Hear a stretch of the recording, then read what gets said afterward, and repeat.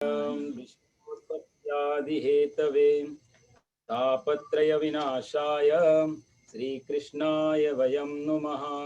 मूकं करोति वाचालं पङ्गुं लङ्घयते गिरिं यत्कृपातमहं वन्दे परमानन्दमाधवं। वसुदेवसुतं देवं कंसचाणूरमर्दनं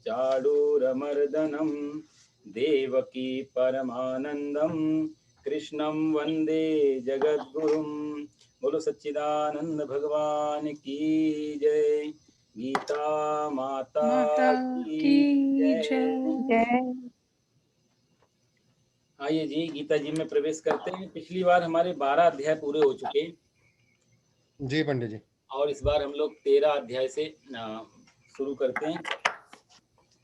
भगवान अभी तक भक्ति योग की चर्चा कर रहे थे। अब ये 13वें अध्याय से भगवान फिर ज्ञान में प्रवेश करेंगे, तो बहुत अच्छा ये प्रसंग है। ओम श्री परमात्मने नमः। अथ त्रयोदशोऽध्यायः। श्री भगवानुवाच इदं शरीरं कौन्तेय क्षेत्रमित्यभिधीयते एतद्यो वेत्ति तं प्राहुः क्षेत्रज्ञ इति तद्विदः। क्षेत्रज्ञं चापि मां विद्धि सर्वक्षेत्रेषु भारत। क्षेत्रक्षेत्रज्ञयोर्ज्ञानं यत्तज्ज्ञानं मतं मम।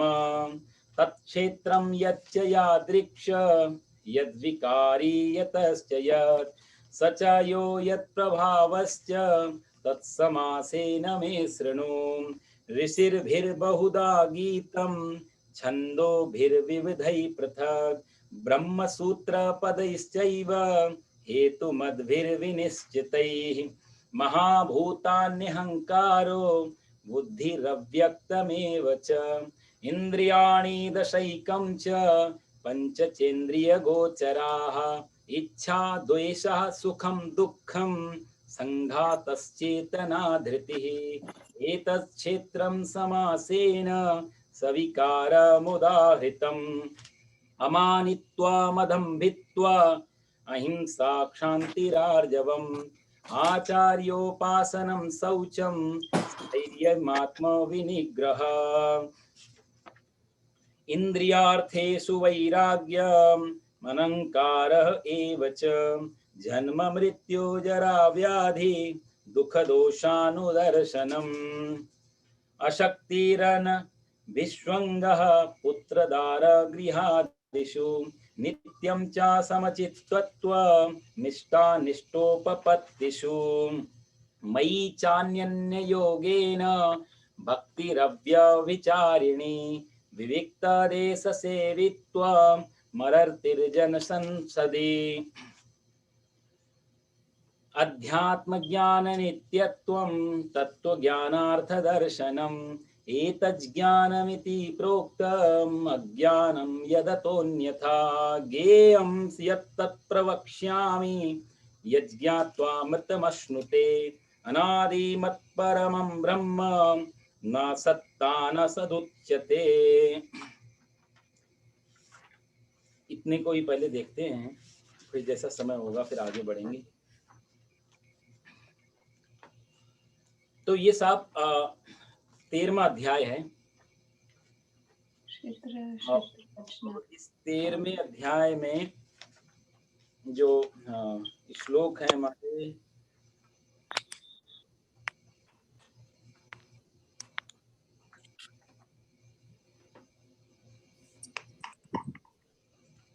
34 श्लोक 34 श्लोक है इसमें, और इसका नाम है क्षेत्रज्ञ विभाग योगो नामः। ये इस अध्याय का नाम है। जैसे मैंने आपसे कहा कि भगवान ने 3 विभाग किए हैं गीता जी में, तो वो थोड़ा आपको ध्यान रखना पड़ेगा कि किस विभाग में हम लोग चल रहे हैं। एक तो कर्म का विभाग भगवान ने किया, तो कहा जाए तो पहले अध्याय से लेके 6ठे अध्याय तक भगवान ने कर्म को ज्यादा फोकस किया है। तो दुनिया में जो कर्म योगी लोग हैं, जिनको कर्म पसंद, कुछ करना चाहिए, करे बिना कुछ नहीं मिलता, वर्क इज वर्शिप, इस टाइप की जो पर्सनैलिटी है, इस टाइप की जो मेंटालिटीज है, या इस टाइप के जो उनकी चेतना है, उन टाइप के लोगों के लिए 1 से लेके 6 अध्याय तक बहुत काम के। कर्म योग, कर्म संन्यास योग, भगवान ने बहुत अच्छी बातें उसमें बताई। फिर 7वें अध्याय से भगवान ने धीरे धीरे धीरे धीरे थोड़ा सा टर्न लिया और भक्ति योग में ले गए। भक्ति योग का मतलब हो गया कि कर्म का मतलब होता है मैं करता हूँ, मैं करूँगा, मेरे किए बिना कुछ नहीं होगा, इस टाइप। लेकिन भक्ति योग में मैं करूँगा तो सही, लेकिन परिणाम मेरे हाथ में नहीं होगा, परमात्मा मेरे साथ है, इसलिए मैं कर रहा हूँ उसकी कृपा से। कहने का मतलब समर्पण, समर्पित। जब हम सरेंडर करके कोई काम करते हैं तो भक्ति में प्रवेश कर जाते हैं। तो भगवान ने 7 अध्याय से लेके और 12 अध्याय तक जो चर्चा की, 7 to 12, ये भगवान ने भक्ति योग के बारे में बताया। और 12वें अध्याय में भगवान ने पूरी तरीके से सब कुछ भक्ति के बारे में, तुल्य निंदा स्तुतिर्मौनि संतुष्टो येन केनचित् अनिकेता स्थिरमतिर् भक्तिमान में प्रियो नरः प्रियो नरः प्रियो न। तो भगवान ने कहा ऐसा भक्त मेरे को प्रिय है, ऐसा जो करता है वो, सारी उसकी क्वालिटीज बताई, उसकी जो भी क्या क्या रिक्वायरमेंट्स होनी चाहिए भक्त बनने के लिए, तो वो सब गुण भगवान ने गिना दिए। और अंतिम में कह दिया कि जो इन चीजों को यथोक्तम पर्युपासते, अंतिम श्लोक में भगवान ने कहा था कि जो मैं कहते हुए आ रहा हूँ, यदि सेम टू सेम उसी तरीके से आदमी चलते हुए आएगा तो ऐसा भक्त मुझे अति प्रिय है, वो मुझे भक्त बहुत बहुत प्रिय है। तो यहाँ भगवान ने 12वें अध्याय में भक्ति के बारे में बहुत बहुत तरीके से बताया। वहाँ भक्ति का मतलब साइकोलॉजी यही है कि मेरे को आप अपने हिसाब से, जैसे मेरे को रिमोट बना लो, रिमोट के बिना जैसे हम लोग टीवी चलाते हैं तो रिमोट की जरूरत पड़ती है, पर रिमोट को नहीं मालूम मेरे को कौन सा बटन दबाना है, वो हम चूज करते हैं। तो भक्त भगवान का रिमोट बन जाता है, उसको लगता है जो मैं कर रहा हूँ वो उसकी प्रेरणा है, जो मैं मेरे से हो रहा है वो शायद वो चाह रहा है। अजगर करे न चाकरी, पंछी करे न काम, दास मल्लू का कह गए सबके दाता राम। सब भगवान करवा रहे हैं आज, नहीं तो अजगर इतना बड़ा होता है कहाँ से किसकी गुलामी करता है, उसका भी पेट भरता है। छोटी सी चींटी होती है उसको भी भगवान ख्याल रखते हैं। तो भक्त की फिलॉसफी ये है कि मैं भगवान का एक रिमोट कंट्रोल बन जाऊं, जैसे वो कराए जैसे वो रखे, जाई विधि राखे राम ताई विधि रहिए, सीताराम सीताराम सीताराम कहिए। तो ये भक्ति की फिलॉसफी भगवान ने 12वें अध्याय तक बहुत अच्छी तरीके से बताई। थोड़ा समय हम लोगों के पास कम पड़ रहा है, कुछ कुछ ऐसी सिचुएशंस आ गई, उस वजह से हमें थोड़ा सा स्पीड बढ़ानी पड़ी। नहीं तो ये गीता जी तो ऐसे ऐसे श्लोक हैं कि एक एक श्लोक पे पूरा पूरा एक क्लास हो सकती है, इतना विस्तार है। क्योंकि भगवान की वाणी एक सूत्र है, ये श्लोक है, ये फॉर्मूला है। फॉर्मूला को जब डिफाइन करते हैं बहुत मीनिंग निकल के आते हैं, पर थोड़ा समय आदि के कारण कम पड़ जाता है। लेकिन फिर भी मुझे लगता है आप लोग अच्छी तरह जो जरूरी है उस बात को पकड़ रहे होंगे। तो भगवान भक्ति की चर्चा करते करते एकदम से 13वें अध्याय में जब प्रवेश करते हैं, फिर वापस ज्ञान पे आ जाते हैं। तो पहले कर्म विभाग, फिर भक्ति विभाग, फिर ज्ञान विभाग। तो 6 अध्याय कर्म के, 6 अध्याय भक्ति के, और लास्ट के जो 6 अध्याय 13 to 18 चलेंगे, वो हमारे चलेंगे ज्ञान के। तो 3 तरीके के ये विभाग सेक्शन हो गए इसमें, और 2 सेक्शन हमारे भगवान की कृपा से पूरे हुए आप लोगों के सहयोग से। लास्ट सेक्शन चल रहा है, देखो कब तक ये पूरा हो जाए। ये थोड़ा सा कठिन पड़ेगा, ये जो अब जो चीजें आएंगी, 13वां अध्याय थोड़ा, तो कोशिश करूंगा मैं इसको ज्यादा से ज्यादा सरल तरीके से समझा पाऊं।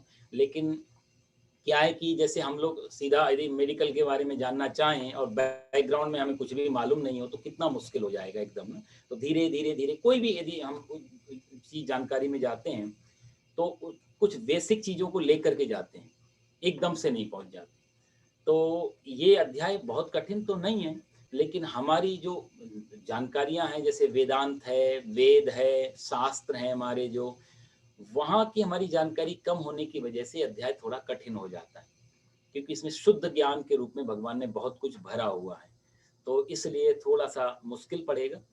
और आप लोगों का कोई क्वेश्चन बीच में आए कि नहीं समझ में आए यहाँ पे, तो हम दोबारा उसको देख लेंगे। प्रयास मैं करूँगा सरल तरीके करने की, और थोड़ा सा मैं इसको आगे जल्दी बढ़ाऊँगा। कारण कि यही है कि ये अध्याय कुछ ऐसा भी है कि यदि आमने सामने बैठे हों आप लोग, तो शायद ज़्यादा अच्छी तरह मैं समझा पाऊँ। एक बोर्ड भी मिल जाए, कुछ मार्कर से आपको कुछ इशारे करके कुछ तरीके से, तो ये आपस आमने सामने का डिस्कशन होना बहुत ज़रूरी था ये अध्यायों में, तो ज़्यादा अच्छी तरह हम पकड़ पाते। तो ठीक है, वर्चुअल चल रहा है तो जैसा भी होगा भगवान की कृपा से प्रयास करूँगा। तो पहले श्लोक में भगवान कहते हैं अर्जुन से, अच्छा यहाँ पर एक और भी चीज़ है, श्री भगवान वाच डायरेक्ट आया 13वें अध्याय में। कहीं कहीं गीता प्रेस की यदि किताब नहीं है, दूसरे प्रेस की है कोई किताब, तो उसमें एक श्लोक आप और भी देखोगे, अर्जुना उवाच करके है।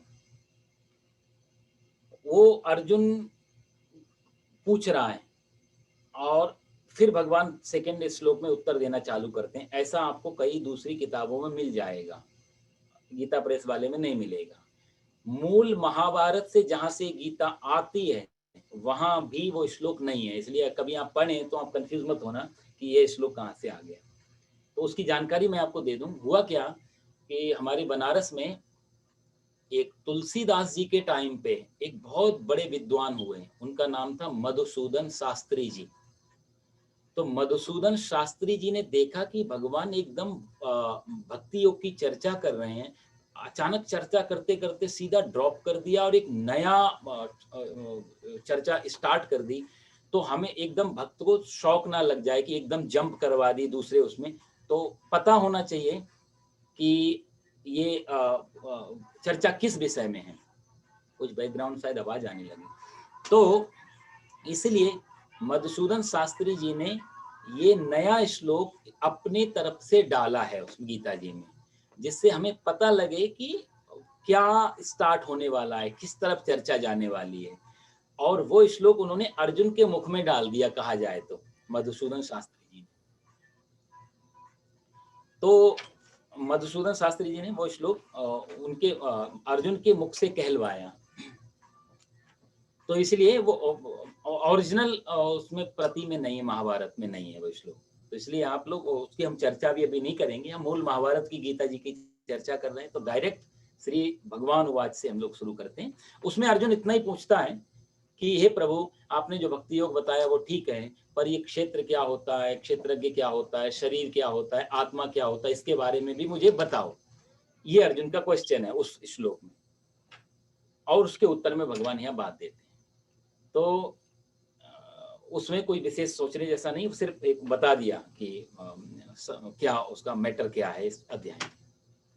तो यहाँ भगवान सीधा प्रवेश करते हैं गीता में भगवान, और कहते हैं इदम शरीरम कौन्तेय क्षेत्रमित्त विधीयते। कौन्तेय, हे कुंती पुत्र। कुंत जो शब्द है ना, कुंत, इसका मतलब होता है बाण। जब बनाते थे, बाण के आगे जो नुकीला होता है ना, बिल्कुल उसको बहुत शार्प बनाया जाता है कि जैसे बाण लगे तो एकदम घुसता चला जाए। तो शार्पनेस को, उस तीखेपन को कुंत कहा जाता है। तो यहाँ भगवान कुंती पुत्र करके कौन्तेय बोल रहे हैं, क्योंकि ज्ञान की चर्चा बताने जा रहे हैं। तो अर्जुन से कहते हैं जैसे बाण के आगे का हिस्सा होता है नुकीला, तो अपनी दृष्टि, अपने विचार इस समय इतना तीखा रखना कि कोई जरा सी गड़बड़ ना हो जाए। इसलिए यहाँ भगवान ने कौन्तेय शब्द से अर्जुन को संबोधन किया, इदम शरीरम कौन्तेय। तो कहते हैं ये जो शरीर है, इदम, ये जो शरीर है, शरीर क्षेत्रम, क्षेत्रम मतलब ये क्षेत्र है। और इति अवधीयते, इति मतलब इस नाम से, अवधीयते मीन्स जाना जाता है, कहा जाता है। एतत्, यह, ये, जो, वेत्ति जानता है, तम उसको, तद्विदः, तद्विदः मतलब वो जो ज्ञानी, विदा मतलब ज्ञानी लोग, इति क्षेत्रज्ञ, क्षेत्रज्ञ नाम से, इति प्राहु उसको कहते हैं या उसको संबोधित करते हैं, उसको मानते हैं। और अगले ही श्लोक में भगवान यहाँ कहते हैं कि क्षेत्रज्ञम चापि माम विद्धि, हे अर्जुन, संपूर्ण सर्व क्षेत्र, सब क्षेत्रों में क्षेत्रज्ञ माम विद्धि, मुझे तू जान। और क्षेत्र क्षेत्रज्ञयोर ज्ञानम, क्षेत्र और क्षेत्रज्ञ के बीच जो ज्ञान है वही मेरे मत में असली ये मम मतम ज्ञानम, मेरे हिसाब से वही एक ज्ञान है जो क्षेत्र और क्षेत्रज्ञ को जान लेता है। और इसी बात को भगवान कहते हैं आगे की तत्क्षेत्रम, वह जो क्षेत्र है वह जैसा है, तथा यद विकारी, जिन विकारों वाला है, और जिससे वो पैदा हुआ है, सा वह क्षेत्रज्ञ जो है और जिस प्रभाव वाला है, वह सब संक्षेप में मैं श्रृणु, मेरे से सुन। तो तीसरे श्लोक तक भगवान ने इसके बारे में बताया वो क्या कहना चाह रहे हैं, और उसके बाद फिर आगे की भगवान चर्चा करेंगे। तो हम यहाँ पर समझें कि इदम शरीरम कौन्तेय, इदम का अर्थ होता है यह जो है। संस्कृत में यदि आप इदम का ट्रांसलेट करते हैं जस्ट एक लैंग्वेज में कि इदम का मीन्स क्या होता है, तो यह, दिस।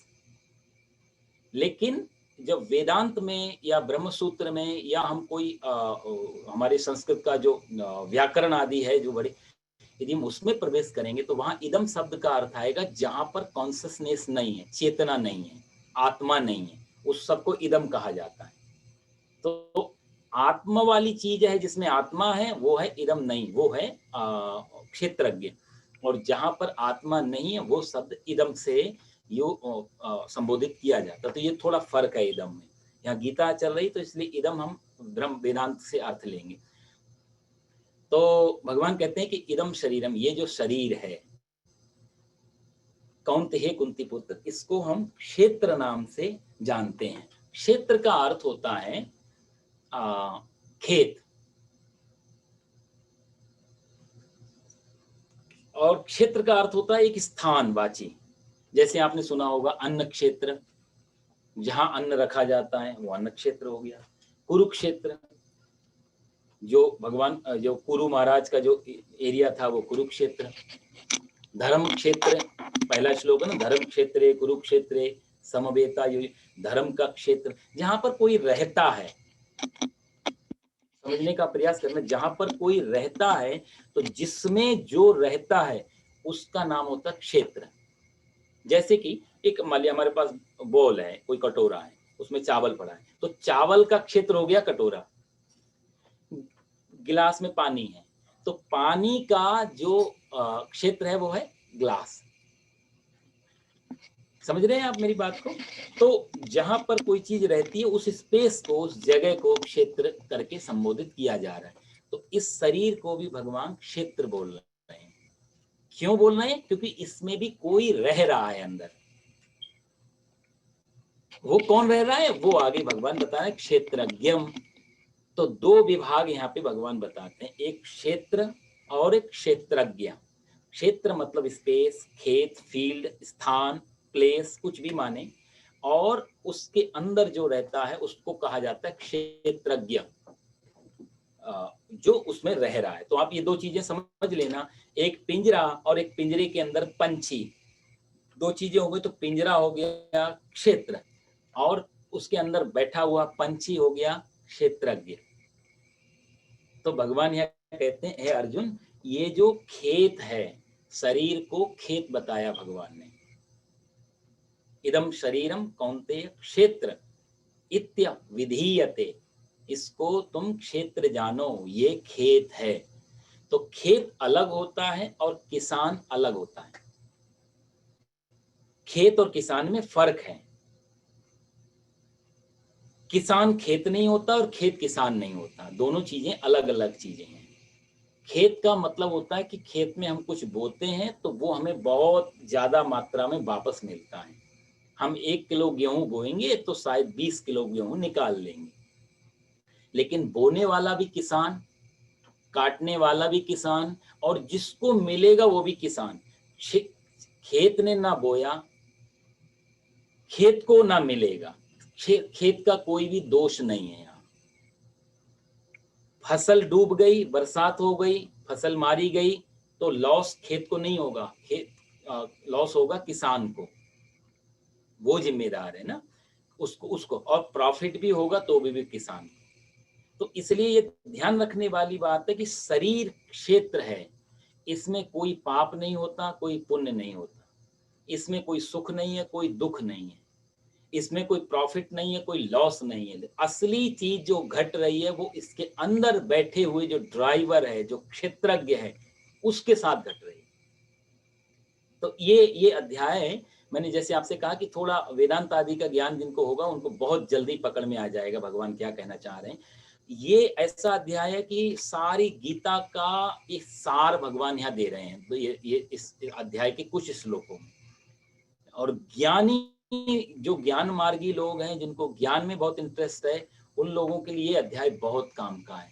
यदि ये पढ़ लिया, समझ लिया, तो बाकी किसी की जरूरत नहीं रह जाएगी ज्ञान के मार्ग में।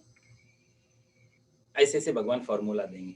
तो भगवान कहते हैं कि ये क्षेत्रज्ञ है आत्मा, और क्षेत्र है खेत, शरीर है खेत, और इसके अंदर जो बैठा हुआ, जैसे खेत में किसान होता है, तो ऐसे किसान की भूमिका हमारी अपनी आत्मा की रहती है। तो खेत हो गया, किसान हो गया। अब खेत और किसान के बीच में रिलेटिविटी क्या है, एक संपर्क सूत्र क्या है, एक ब्रिज क्या है? किसान खेत से कैसे जुड़ता है? माध्यम क्या है? तो वो है बीज। भाई बीज डालने तो खेत में जाता है, तो बीज के माध्यम से किसान खेत से जुड़ जाता है। तो इस आत्मा का जो शरीर के साथ जो संबंध है वो कर्म के कारण है, कर्म बीज है। तो ये आप समझना कि तीन चीजें हो गई, खेत, किसान प्लस दोनों को जोड़ने वाला बीज मतलब कर्म। तो तीन चीजें हो गई, आत्मा, शरीर एंड आत्मा शरीर के बीच में जो एक दूसरे को, आत्मा को शरीर से जोड़ के रखे हुए हैं, वो है कर्म। तो जैसा कर्म होगा ना वैसा ही, जैसे बीज डालेंगे खेत में तो खेत की गलती नहीं होती। यदि हमने नीम डाला तो नीम आएगा, आम डाला तो आम आएगा, कोई दूसरी। तो खेत वही वापस करेगा जो किसान उसमें डालेगा। तो शरीर के रूपी खेत में जैसे कर्म रूपी बीज डाला जाएगा वही वापस लेके आएगा ये शरीर।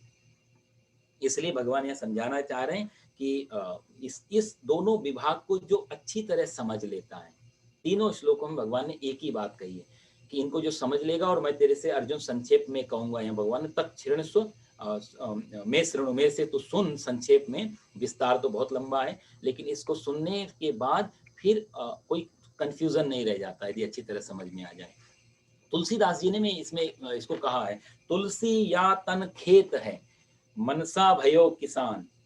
तुलसी या तन खेत है, ये तन खेत है, मनसा भयो किसान, और पाप पुण्य दो बीज हैं, बबय सो लुनय निदान, जैसा बो वैसे काटो। तुलसीदास जी कहते हैं। तो क्षेत्र और क्षेत्रज्ञ दो के बारे में भगवान यहाँ चर्चा कर रहे हैं। और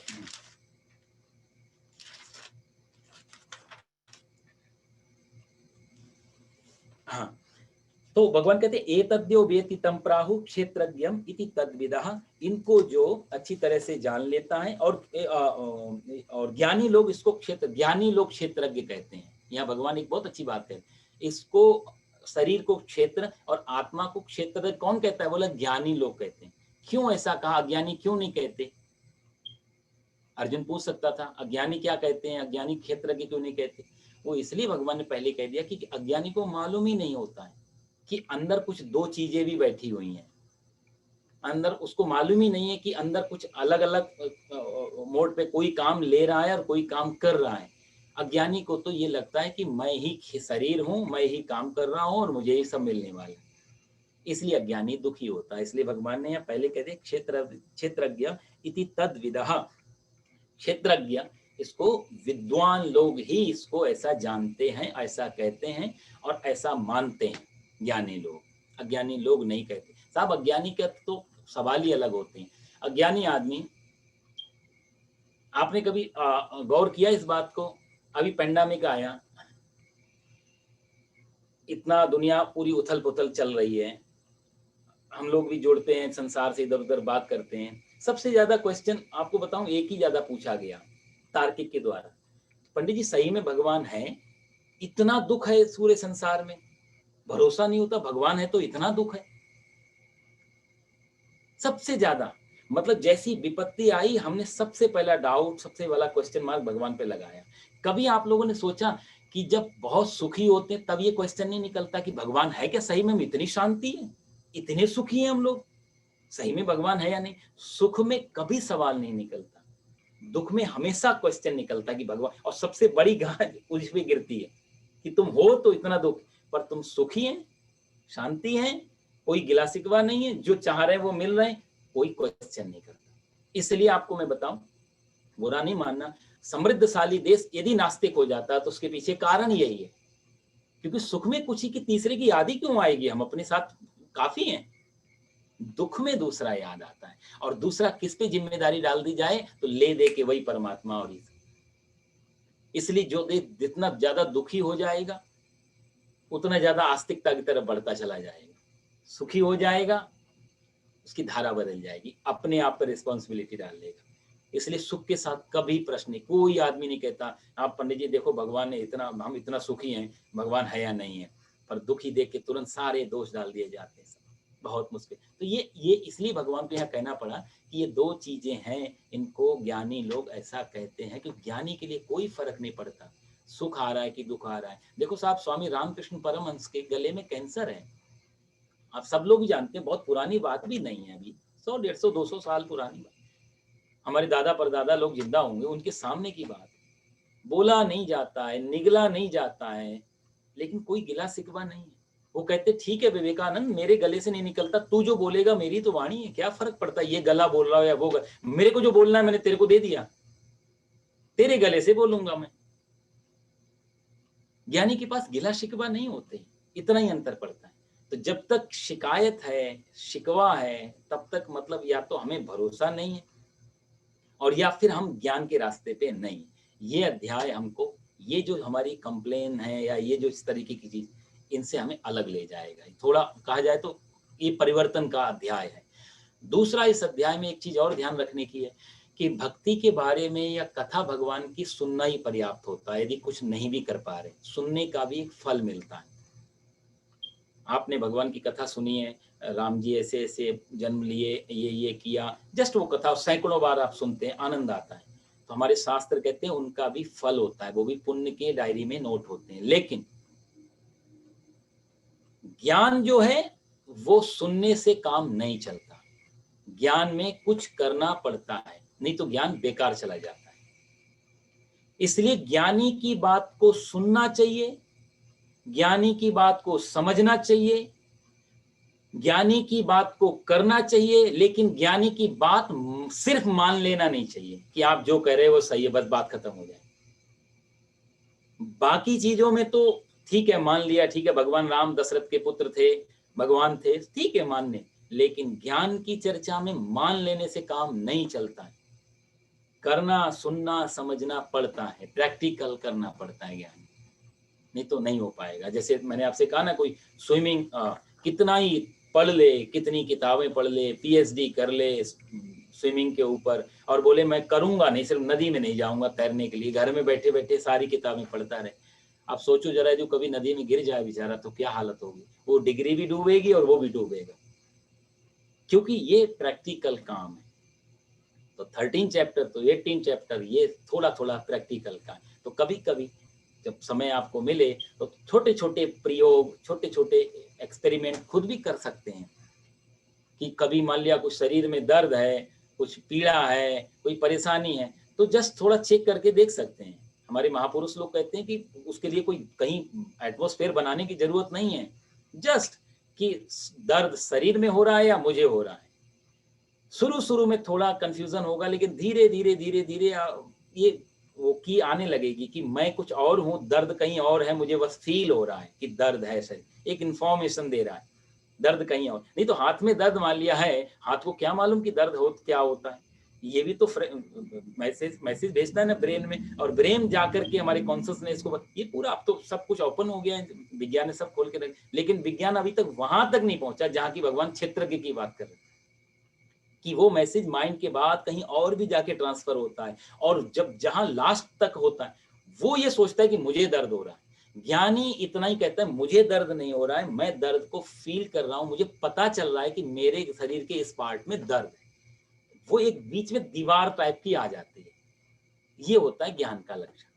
तो भगवान कहते हैं क्षेत्रज्ञम इति तद्विदः, इसको जो जानता है, और दोनों को अलग अलग कि शरीर अलग है, शरीर के अंदर बैठा हुआ आत्मा अलग है, क्षेत्र अलग और क्षेत्रज्ञ अलग। तो आप शब्दों को पकड़ना, ही सारे पूरे अध्याय में साथ साथ चलेंगे। तो जब भी क्षेत्र की बात आए मतलब शरीर, जब भी क्षेत्रज्ञ की बात आए मतलब आत्मा, सोल, चेतना। तो ये दो फर्क आप रखना।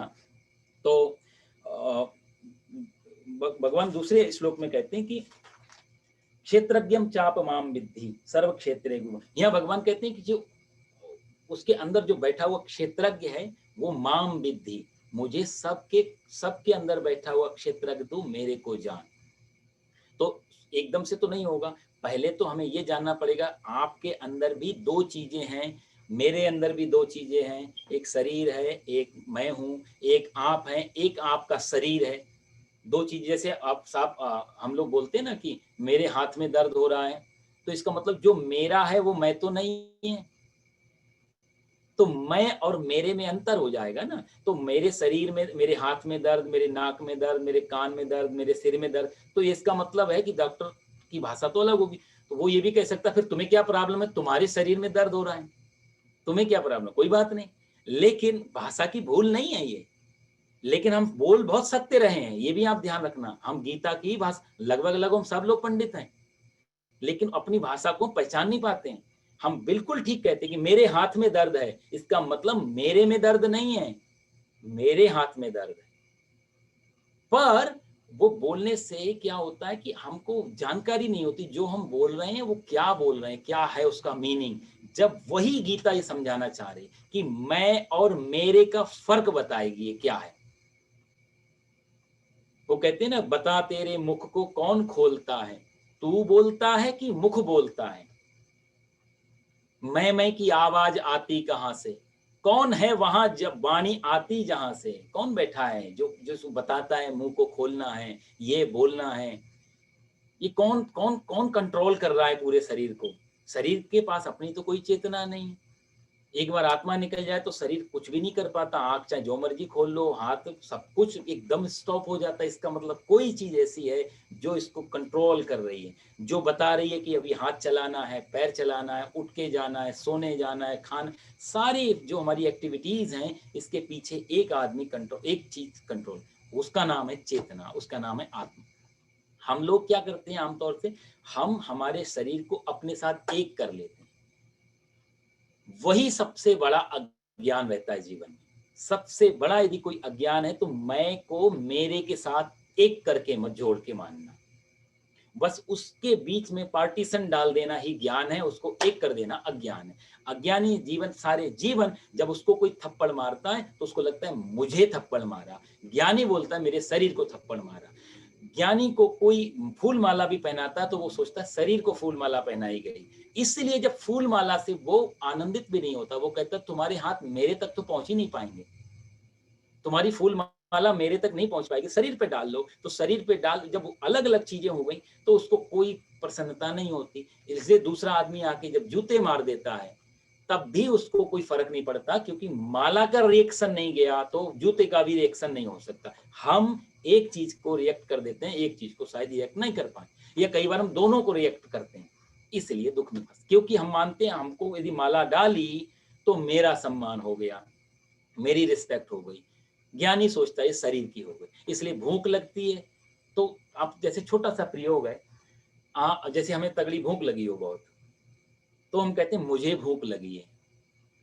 आप कभी बैठ के देख सकते हैं कि सही में भूख मेरे को लग रही है, मुझे पता चल रहा है कि पेट मेरा खाना मांग रहा है। तो वो छोटी सी फर्क से पता लग जाएगा कि भूख कहीं और लगी है, मेरे को मैसेज मिला है कि शरीर को खाने की जरूरत है, मैंने लिया भोजन। तो ज्ञानी भी भोजन करता है, शायद हमसे बेटर भोजन करता है, हमसे ज्यादा अच्छा खाता होगा। जरूरी नहीं है मांस और घास में क्या फर्क है, लेकिन ये चीज अलग है। पर ज्ञानी भोजन हमसे ज्यादा अच्छी स्थिति में इसलिए कर पाता है क्योंकि ज्ञानी ये जानता है कि शरीर को भूख लगी है और इसको इसमें मैं बैठा हूं, तो इसको चलाने के लिए मुझे इसमें पेट्रोल तो डालना पड़ेगा। तो एज ए पेट्रोल की तरह वो इसमें खाना डाल देता है शरीर को चलाने के लिए। इसलिए वहाँ स्वाद, रुचि और क्वांटिटी, क्वालिटीज ये ज्यादा बॉदर नहीं करती। इसलिए कंदमूल फल के भी हमारे ऋषि लोग खा के जिंदा रहते थे, पत्ते घास फूस खा के भी जिंदा रहते थे। और हम लोगों के पास इतनी वैरायटीज है, फिर भी हर वीकेंड पे नया मेनू ढूंढना पड़ता है। अब तो हम इतने ग्लोबलाइजेशन में आ गए, पूरी दुनिया की डिश हमारे पास टेबल पे है, जिस कंट्री में बैठे हैं जो चाहिए वो मिल सकता है। लेकिन फिर भी अभी तक पूर्ति नहीं है, अतृप्त है, कुछ नया कुछ नया। क्योंकि हम मान के चलते हैं कि भूख मेरे को लगी, हम मान के चलते हैं कि स्वाद मैं ले रहा हूं, हम मान के चलते हैं कि सारी चीजों का एंजॉय मैं कर रहा हूं। जब मैं के साथ जुड़ जाता है मामला, आदमी अशांत होना शुरू पड़ जाए, और मैं हमेशा हर चीज से बोर हो जाता है। और जब बोर हो जाता है तो अशांति पैदा होती है, फिर नए ऑप्शन खोजने पड़ते हैं हर चीज के लिए। एक मूवी देख ली, कितनी बार देखेंगे, नई मूवी की तलाश होती है। एक एक एक, एक, एक कोई पिकनिक एरिया पे घूम आए, कितनी बार जाएंगे, नया ढूंढेंगे। आदमी एक जब भी अपने साथ एक मानेगा, बेचैन रहेगा, परेशान रहेगा, फ्रस्ट्रेट रहेगा। ज्ञानी यदि एक जगह जंगल में बैठ के पूरा जीवन गुजार देता, उसका कारण ये था कि वो ये मान के चलता था शरीर अलग मैं अलग, शरीर का कोई शरीर को सिर्फ सुरक्षित रखना है। इसलिए आप ये ध्यान में मत करना कि जो आदमी अपने आप को सता रहा है वो सन्यासी है, क्योंकि सताने वाला भी कहीं ना कहीं शरीर से जुड़ा हुआ है। वो ये मान के चलता है मैं शरीर को सता रहा हूं, इसका मतलब शरीर मेरा है, शरीर मैं हूं। तो इसलिए ज्ञानी आदमी शरीर को सताता भी नहीं, उसको जो मिल जाए। वही मैं आपको कहावत कही ना कि कभी घी घना, कभी मुट्ठी चना, कभी वो भी मना, जो मिले। फिर तो रसगुल्ला भी वो उतनी एंजॉय से खाएगा जितने एंजॉय से वो बथुआ और साग और फलाहार करता। तो उसको कोई फर्क नहीं पड़ता। एकादशी भी उसके लिए वैसी होती है जैसी द्वादशी होती है, उसके लिए ना उसका रोज ही फास्ट है। इसलिए भगवान ने जब आपने कहानी सुनी होगी, दुर्वासा ऋषि को गोपियां खाना खिला के आई हैं और जमुना पार जाई हैं। आपको कथा लंबी नहीं करूंगा, तो क्या वहां पर दुर्वासा ने कहा कि मैंने इतना खाना खा लिया, लेकिन तुम जाके यमुना से बोलो कि मैंने जीवन भर कभी अन्न का दाना भी नहीं खाया हो, तो यमुना मैया तो हमको रास्ता दे दें। और वही हुआ, गोपियों ने जब यमुना से कहा कि मैं दुर्वासा ने एक भी अन्न का दाना नहीं खाया हो तो अब रास्ता दे दो, यमुना दो रास्तों में फट गई। तो भगवान श्री कृष्ण ने कहा था, ये गोपियों को समझाया कि ज्ञानी सही में कभी भोजन करता नहीं है, क्योंकि वो उसको भूख लग, आत्मा की कोई भूख होती नहीं है, उसको शरीर को डालना होता है। वो ये मान के चलता है जैसे कि ये शरीर में आग रूपी भगवान प्रकट हुए भूख के रूप में, और उसमें मैं आहुतियां डाल करके शांत कर रहा हूं उस आग को। तो वो यज्ञ करता है, इसलिए भोजन भी यज्ञ हो गया हमारे लिए। उसका कारण यही था, क्योंकि शरीर अलग, क्षेत्र अलग, क्षेत्रज्ञ अलग। तो ये जो चीज, इसलिए भगवान कहते हैं क्षेत्रज्ञम चापमाम विद्धि। जो इस सारी क्षेत्रज्ञ जो हैं वो मेरे को मानता है, जो वो ऐसा जान अर्जुन, ऐसा ही मान। यहाँ पे भगवान ये भी फ्लेक्सिबिलिटी नहीं दे रहे हैं, तो इसमें कोई ऐसा मेरे को मान। जब तक तू शरीर मानेगा तब तक तो दुखी रहेगा, पीड़ित रहेगा। क्योंकि साहब कई दुख ऐसे होते हैं ना जो सही में आते हैं, कई दुख ऐसे होते हैं जो हम बना भी लेते हैं। आपको शायद जानकारी होगी कि जो हिप्नोटिज्म हमारे जो भारत में शुरू हुआ ना, सम्मोहन प्रक्रिया, तो सम्मोहन में इतनी पावर होती है कि अच्छे भले आदमी को आप बीमार कर सकते हो सिर्फ सम्मोहित करके। ऐसे प्रयोग हुए हैं, स्वामी राम ने किया था। उन्होंने एक आदमी को बोला कि तू मुट्ठी बंद कर ले, एक सिक्का उसके हाथ में दे दिया था, कॉइन्स, और मुट्ठी बंद कर ले। और उसको 5-10 मिनट उन्होंने हिप्नोटाइज किया और बोला ये जो सिक्का तूने पकड़ा है ये तो आग से निकाला हुआ लाल लाल सिक्का था, ये तेरे हाथ को जला देगा। और जैसी सम्मोहन करके ये बात बोली, उसने एकदम से सिक्का छोड़ा तो उसके हाथ में जले हुए के निशान पड़ गया, फफोला आ गया बाकायदा पूरा। तो कई बार दुख जो है ना हमारे इमेजिनेशन से भी तैयार हो जाते हैं। और आदमी को ये दोनों चीजें, खट्टा मीठा, ये दोनों चाहिए होते हैं। सुख से भी आदमी बोर होता है साहब, दुख से ही बोर नहीं होता, सुख से भी बोर होता है। यदि सब सुखी सुख हो तो आदमी दुख ढूंढता है कहीं ना कहीं, तो दुख बनाता है नए नए। तो कई बार आदमी को लगता है कि कोई मैं दुखी क्यों नहीं हूं, तो वो नई एक इमेजिनेशन तैयार करता है। तो ये सारे के सारे जो लक्षण हैं ये इसीलिए आते हैं क्योंकि हम दोनों को एक मान करके चलते हैं कि मैं शरीर ही हूं। तो फिर शरीर की अपनी रिक्वायरमेंट चालू हो जाती है। आँख कहती है मुझे दृश्य दिखाओ, कान कहते हैं गाना सुनाओ, मुंह कहता है भोजन लाओ, हाथ पैर कहते हैं कहीं वॉक करने घुमाने ले जाओ। तो जब एक मान लिया तो पूरा शरीर हमें चारों दिशाओं में खींचता रहता है। और जब जिस रथ में चारों तरफ घोड़े जुड़े हों साहब, वो रथ कहाँ जाएगा? वो कहीं भी नहीं जा पाता। इसलिए स्मृति लोक में जो बार बार आना जाना है, ये हम घोड़ों को चारों तरफ छोड़े बैठे रहते। क्षेत्रज्ञम चापमाम विद्धि सर्व क्षेत्रेषु भारता क्षेत्र क्षेत्रज्ञोर ज्ञानम और यत्तज ज्ञानम मतम मम। भगवान कहते हैं कि यही एक ऐसा ज्ञान है ये कि जिसको जिसको कहा जाए तो अल्टीमेट, जिसको अंतिम ज्ञान, इसके बाद फिर कोई ज्ञान नहीं रह जाता। यत्तज ज्ञानम मतम मम, यही मुख्य ज्ञान है। कहते माना कि तुमने दुनिया की सारी चीज जाना है, माना कि तुमने चांद सूरज को पहचाना है, माना कि तुमने पूरे संसार के पदार्थों को जाना है, पर खुद को नहीं जाना है तो खाक नहीं जाना है। सब कुछ जान लेने के बाद भी यदि सिर्फ स्वयं को नहीं जाना, बाहर की यात्रा करते रहे, तो फिर भी अज्ञानी के अज्ञानी ही रह सकते हैं। इसलिए कई बार आइंस्टाइन जैसा व्यक्ति भी दुखी और फ्रस्ट्रेट होकर के बैठता है और रहता है और मरता है, लेकिन ज्ञानी आदमी के पास कुछ भी नॉलेज नहीं होती, लेकिन वो आनंदित होकर के शरीर को छोड़ जाता है। ऐमें कारण क्या है? उसने एक उसको जान लिया जिसके जानने के बाद या तो कुछ जानना बाकी नहीं रहता, और या फिर जिसको जान लेने के बाद सब जान लिया जाता है ऑटोमेटिक। जरूर जैसे एक चावल पकाती हैं माताएं बहनें, तो एक दाना को निकाल लिया और देख लिया जी पका गया, एक दाना पता लग गया, पकाया नहीं, उस हिसाब से पूरे सब दानों का फर्क।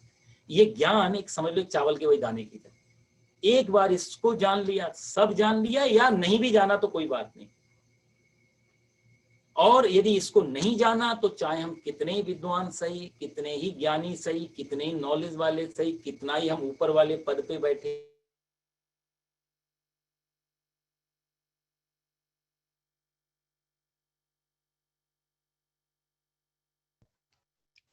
शायद फिर से अब कुछ इशू है।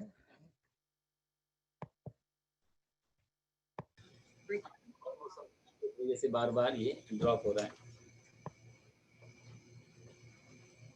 तो इसमें भगवान ये कहना चाहते हैं कि ये जो प्रकृति है, इसके बारे में बहुत प्रकार से अलग अलग तरीके से कहा गया है। तो जब भी आप सुनेंगे ना, तो यहाँ भगवान कंफ्यूजन दूर कर रहे हैं कि कोई किसी तरीके से बोलता है, कोई किसी तरीके से बोलता है, पर ज्ञान के रास्ते कई हो सकते हैं, मंजिल बाद में एक ही होती है। जैसे हम महात्मा बुद्ध के विचार पढ़ेंगे या सुनेंगे, तो महात्मा बुद्ध कहते हैं, महावीर कहेंगे जैन धर्म में कि सिर्फ आत्मा को जानो, जो आत्मा को नहीं जानता वो अज्ञानी है। महात्मा बुद्ध कहते हैं आत्मा को जो मानता है वो अज्ञानी है। अब दोनों की अलग अलग, एक कहता है आत्मा जाने बिना आपको ज्ञान नहीं हो सकता, और एक कहता है आत्मा को मान लिया तो आप अज्ञानी हो गए, आत्मा नाम की कोई चीज होती नहीं है। तो पूरा बुद्धिज्म में और जैनिज्म में यही झगड़ा है। इसलिए जैनी लोग कहते हैं महात्मा बुद्ध को तो ज्ञान ही नहीं हुआ, क्योंकि वो आत्मा को ही नहीं मानते थे। और जैनी लोग ऊपर से चलो बुद्ध को तो दंड देते ही, हमारे कृष्ण भगवान को बोलते हैं ये तो युद्ध कराने वाले लोग हैं, इतना हिंसा की है, ये तो स्वर्ग में जाने लायक भी नहीं है, भगवान तो छोड़ो, ये तो अच्छे इंसान भी नहीं है। कारण क्या है? इतने लोग मरवा दिए इन्होंने। बस वही अंतर। महावीर स्वामी को कोई प्रॉब्लम नहीं है कृष्ण में, महात्मा बुद्ध को कोई प्रॉब्लम नहीं है, हमारे आज शंकराचार्य जी को प्रॉब्लम नहीं है, स्वामी रामकृष्ण जी को प्रॉब्लम नहीं, स्वामी राम तीर्थ को प्रॉब्लम नहीं, गोस्वामी, जितने भी विद्वान गण हुए इनको, पर इनके पीछे चलने वाले जब उनकी बातें सुनते फिर वो जज करते हैं। कहने का मतलब प्रैक्टिकल नहीं करते, जज करना चालू कर देते हैं कौन सही कौन गलत। तो आज धर्म के अंदर जितने भी झगड़े हैं, वो झगड़े इसलिए नहीं कि हम धर्म के बहुत ज्ञानी लोग पैदा हो गए, इसलिए है कि ज्ञान में कुछ करना होता है वो तो करते नहीं, प्रैक्टिकल कुछ करते नहीं, कभी योग साधना नहीं की, कभी जानने की कोशिश नहीं की, सिर्फ और सिर्फ अपना झंडा ऊंचा करने, अपनी लकीर बड़ी करने के लिए कि दूसरे की लकीर किसी प्रकार से छोटी हो जाए। हमारे भगवान श्री कृष्ण इस मामले में बहुत अच्छी बात यहाँ कहते हैं, और कई बार अर्जुन से कहा है कि अर्जुन, सारे लोग अपनी विविधई पृथक, विविधई मतलब अनेक प्रकार से, पृथक मतलब अलग अलग तरीके से, उन्होंने इसी बात को कहा है इसलिए कंफ्यूज नहीं होना, सारे रास्ते हैं, हमें जानना होगा कि हमें कौन सा रास्ता पसंद आता है। ज्ञान में भी कई रास्ते निकलते हैं। एक आदमी ज्ञान में मान लिया मैं आत्मा हूं, तो फिर वो कुछ भी नहीं करेगा, शांति से बैठा रहेगा। हमारे ऋषभ देव महाराज हुए, मुंह में पत्थर रख लेते थे, इतना बड़ा, भागवत में कथा आती थी। क्योंकि लोग जो भी आते थे, महाराज जी घर में संतान नहीं हो रही, कोई आता महाराज बिजनेस नहीं चल रही, कोई कहता है महाराज चुनाव में कैसे जीत जाऊं। ऋषभ देव जी ने सोचा सारा संसार छोड़ा, ये बवाल से लिए, अब यही बवाल फिर इकट्ठा हो रहा है, इतना बड़ा पत्थर मुंह में रख लिया उन्होंने। फिर भी लोगों ने, अच्छा, लोगों के सामने जितना त्यागी बनो, लोग उतना ज्यादा इंप्रेस होते हैं। आजकल ये चक्कर है, जितना ज्यादा जिस चीज का त्याग करो, उसको जो जो उसका आसक्त व्यक्ति होगा उतना ही ज्यादा इंप्रेस हो जाएगा कि मुझे भोजन बहुत अच्छा चल लगता है, सामने वाले तो भोजन बहुत फास्ट करता है। तो भोजन को प्यार करने वाला व्यक्ति, उसी उसको अट्रैक्ट होना है तो वो फास्ट वाले से अट्रैक्ट हो जाएगा तुरंत। आलसी व्यक्ति एक्टिव वाले व्यक्ति से बहुत इंप्रेस हो जाएगा, क्योंकि अपनी वीकनेस जब दूसरे में दिखाई देती है तो एक एक एक अट्रैक्शन क्रिएट होता है। तो यही हालत हो जाएगी। तो यहाँ भगवान ने बहुत अच्छी बात कही कि सारे रास्ते सही हैं, सारे रास्ते मंजिल तक पहुंचाते हैं, उनमें भेद नहीं है। सिर्फ अपनी जो पर्सनैलिटी है, अपना जो विचारधारा है, उस पे चलने से हमें ज्यादा लाभ और ज्यादा सुगम हो जाता है। ऋषिर्भिर बहुधा गीतम, उस समय देखो दूसरा धर्म तो था नहीं। आपको बताओ 5000 साल पहले भगवान इस बात को कह रहे हैं अर्जुन से। 5000 साल पहले कोई धर्म इस पृथ्वी पे नहीं था। इस्लाम को आए हुए 1400 साल, 1400 ईयर हो रहे हैं। क्रिश्चियन को आए हुए 21वीं शताब्दी चल रही है। 2100 साल पहले क्रिश्चियनिटी भी नहीं थी, 1400 साल पहले इस्लाम नहीं था, 2600 साल पहले बुद्धिज्म जैनिज्म दोनों नहीं थे। यही बड़े बड़े धर्म है। 400-500 साल पहले हमारा सिखिज्म भी नहीं था। थे क्या? तो सिर्फ और सिर्फ एक ही तरीके का सनातन धर्म, या तो सनातन धर्म था या नास्तिक था आदमी, कहीं कोई चर्चा ही नहीं दूसरे धर्म। तो इसलिए भगवान ने किसी का नाम नहीं लिया, लेकिन भगवान जानते हैं आने वाला टाइम में गली गली में नए नए धर्म पैदा होंगे। एक आदमी ऊपर वाले पद पे बैठ जाएगा, कहेगा आओ मेरे पीछे, मेरे नाम से एक धर्म जोड़ दो। तो आज भारत के अंदर कितने छोटे छोटे छोटे छोटे पंथ निकल रहे हैं और अपने आप को स्वतंत्र घोषित कर रहे हैं। जरा सा यदि गीता को पढ़ लिया जाए, ये सारे भेद, सारी लड़ाई झगड़े सब गिर जाए साहब। असली लड़ाइयां यदि देखा जाए वैश्विक लेवल पे, तो इंसान इंसान की, कंट्री कंट्री की नहीं है, धर्म धर्म की है। छुपे हुए में हो, तरीके दूसरे हो। सिर्फ इनकी इधर से फंडिंग आ रही है तो हमारी फॉलोवर बढ़ाओ, कन्वर्जन में लगाओ, उधर से फंडिंग आ रही, कितना फंडिंग हो रही पैसे। काश इतना यदि हम शिक्षित करने में, स्वास्थ्य में, शिक्षा में, इनमें लगाएं। पर ये जानकारी बहुत कम है। जो मैं सुनता हूँ लोगों से, कहते हैं कि 50-70% फंडिंग जो दान में जाती है वो सिर्फ कन्वर्जन में लग रही। हाँ, धर्म लगा हुआ है अपने अपने। यहाँ भगवान कहते हैं ज्ञान का बहुत सारे रास्ते हैं, जानना हमें अपने अपने हिसाब से होता है किस रास्ते पे हम चल सकते हैं। तो और महाभूतान्य अहंकारो, 5 प्रकार के भूत होते हैं।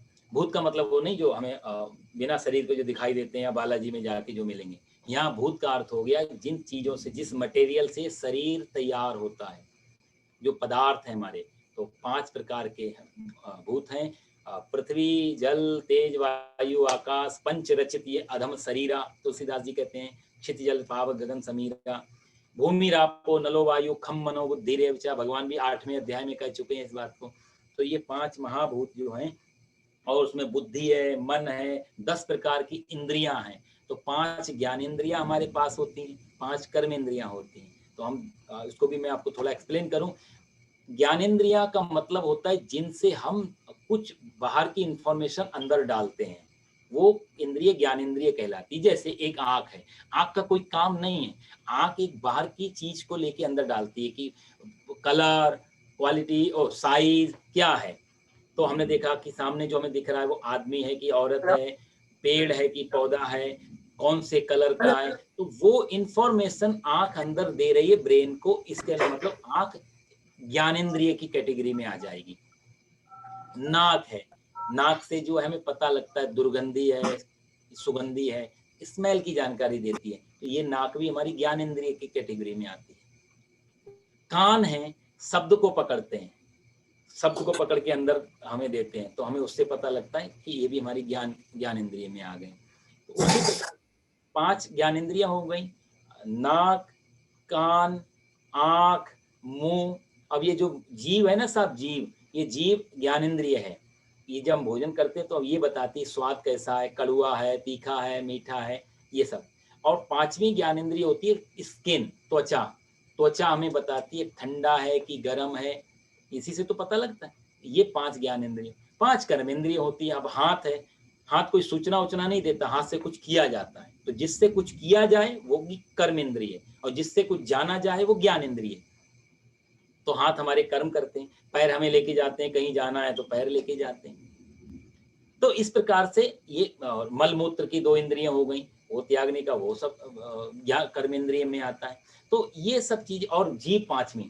अच्छा देखो साहब, जीव 2 काम करती है, जीव ज्ञानेंद्रिय भी है, जीव कर्मेंद्रिय भी है, क्योंकि हम जीव से बोलते भी हैं, मुंह से, और मुंह से हमें, जीव से हमें पता भी लगता है स्वाद कैसा है। तो ये 2 कैटेगरी में आ जाती है, ज्ञान इंद्रिय में भी और कर्म इंद्रिय। तो इस प्रकार से भगवान यहाँ कहते हैं इंद्रियाणि दशैकम च, ये 10 प्रकार की जो इंद्रियां हैं वो, ये सब एक ही हैं।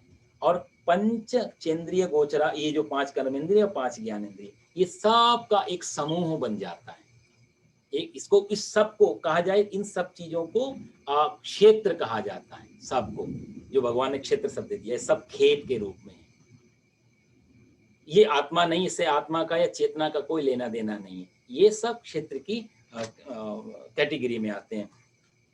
तो यहाँ भगवान कहते हैं इच्छा द्वेषा सुखम दुखम संगातस चेतना धृति एतत् क्षेत्रम, 6ठे श्लोक में कहते यहाँ तक क्षेत्र है। एतत् क्षेत्रम सविकारम उदाहृतम, ये बहुत थोड़ा संक्षेप में भगवान कहते हैं कि ये सब क्षेत्र, तो हमें क्षेत्र जानना है क्या है, तो यहाँ पर भगवान ने उसका बता दिया, ये। तो ये थोड़ा आप लोग बाद में बैठ के भी समझ सकते हैं कि क्षेत्र की सीमा कहाँ तक है। तो इंद्रिय आ गई 5, ज्ञानेंद्रिय 5, कर्मेंद्रिय 10, मन बुद्धि चित्त अहंकार 14, और पंच इनके विषय, जैसे कान का विषय क्या है, शब्द, आंख का विषय क्या है, दृश्य, है ना, और त्वचा का सब्जेक्ट क्या है, स्पर्श, तभी पता लगता है, त्वचा तभी बताएगी जब किसी को टच करेंगे। तो ये 5 उसके विषय हो गए, 5 इनकी तन्मात्राएं हो गई, मन बुद्धि चित्त अहंकार ये हो गए। तो ये 24 तत्व हैं टोटल, 24। तो भगवान ने कहा ये 24 जो तत्व हैं ये सब क्षेत्र में आते हैं, और इनके ऊपर जो बैठा हुआ है वो हमारा वो क्षेत्रज्ञ, वो आत्मा, वो इससे अलग होता है। तो ये जो भेद भगवान यहाँ दिखा रहे हैं, मैंने कहा ना थोड़ा तो कठिन पड़ेगा, लेकिन मैं इसको थोड़ा 2-3 क्लासों में पूरा भी कर दूंगा। कभी दोबारा संयोग बना तो आपको बैठ के ढंग से ब्लैक बोर्ड पे बैठ के समझाऊंगा, तो शायद ज़्यादा जल्दी पकड़ में आएगा, क्योंकि ये थोड़ा मैथमेटिक्स है। तो हम लोग, कहने का अर्थ है कि हम अपने को और अपनी इंद्रियों को एक साथ मान के चलते हैं। जैसे आंख देख रही है तो हम बोलते हैं आंख नहीं देख रही, मैं देख रहा हूँ, तो मैं और आंख हम एक हो जाते हैं। यहाँ भगवान ने आंख सारी इंद्रियों को अलग कर दिया, तो मैं अलग है, इंद्रियां अलग हैं, ये दोनों में भेद है। इस भेद को ही समझ लेना ज्ञान है। बार बार भगवान इस बात को कहेंगे।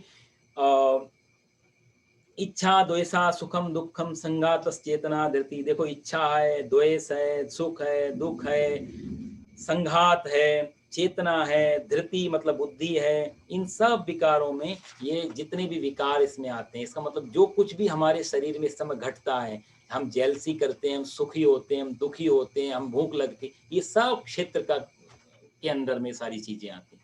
इससे आत्मा का कोई लेना, आत्मा को ना भूख लगती है, आत्मा को ना प्यास लगती है, ना वो घायल होती है, ना वो परेशान होती है, उसको कुछ नहीं होता। अर्जुन, भगवान पहले भी कह चुके हैं दूसरे अध्याय में, नैनम छिंदन्ति शस्त्राणि नैनम दहति पावकम्, इसको, लेकिन फिर अर्जुन को थोड़ा विस्तार से इसमें बता रहे हैं। 7वें श्लोक में भगवान कहते हैं अमानित्वा मदम भित्वा अहिंसा शांतिरार्जवम्। यहाँ भगवान फिर से कहते हैं अमानित्वा, अपने में कोई अभिमान नहीं हो। अमानित्वा, जहाँ पर अपना कोई मान, जैसे हम लोग, हमारे अंदर एक श्रेष्ठता का मान होता है, मैं कुछ हूँ, मेरी कुछ वैल्यू है, आई एम, तो ये ज्ञानी के जीवन से हट जाता है। वो कहता है मैं कुछ हो ही नहीं, जो कुछ है वो परमात्मा है।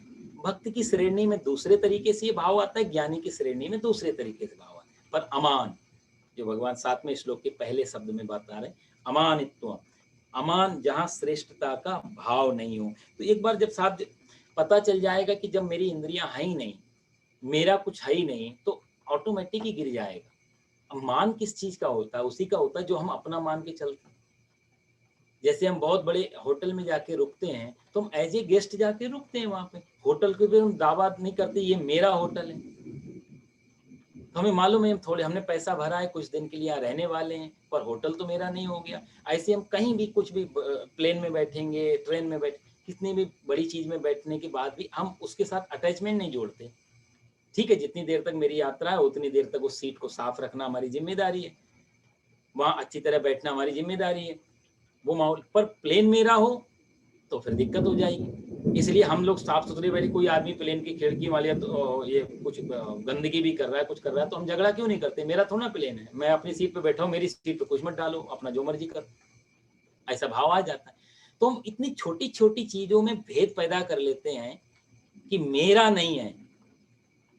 यहाँ बहुत अंतिम चीज है कि यहाँ शरीर भी, जब ज्ञानी कहता है ये शरीर भी मेरा नहीं है, तो शरीर से जुड़ी हुई चीजें ऑटोमेटिक बाहर हो जाती है।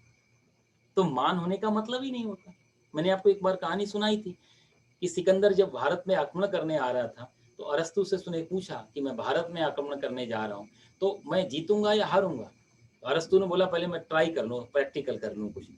उसने आया और सीमा में आके, कहते हैं उसने आके किसान को देखा खेत में बैठा हुआ, खेत की रखवाली कर रहा। उसने किसान से पूछा कि तू क्या कर रहा है? बोला खेत की रखवाली कर रहा हूँ। किससे? बोला गाय भैंस नीलगांव से। बोला तेरे पीछे तो गाय चल रही है, पीछे फसल खा रही है, किस बात की रखवाली कर?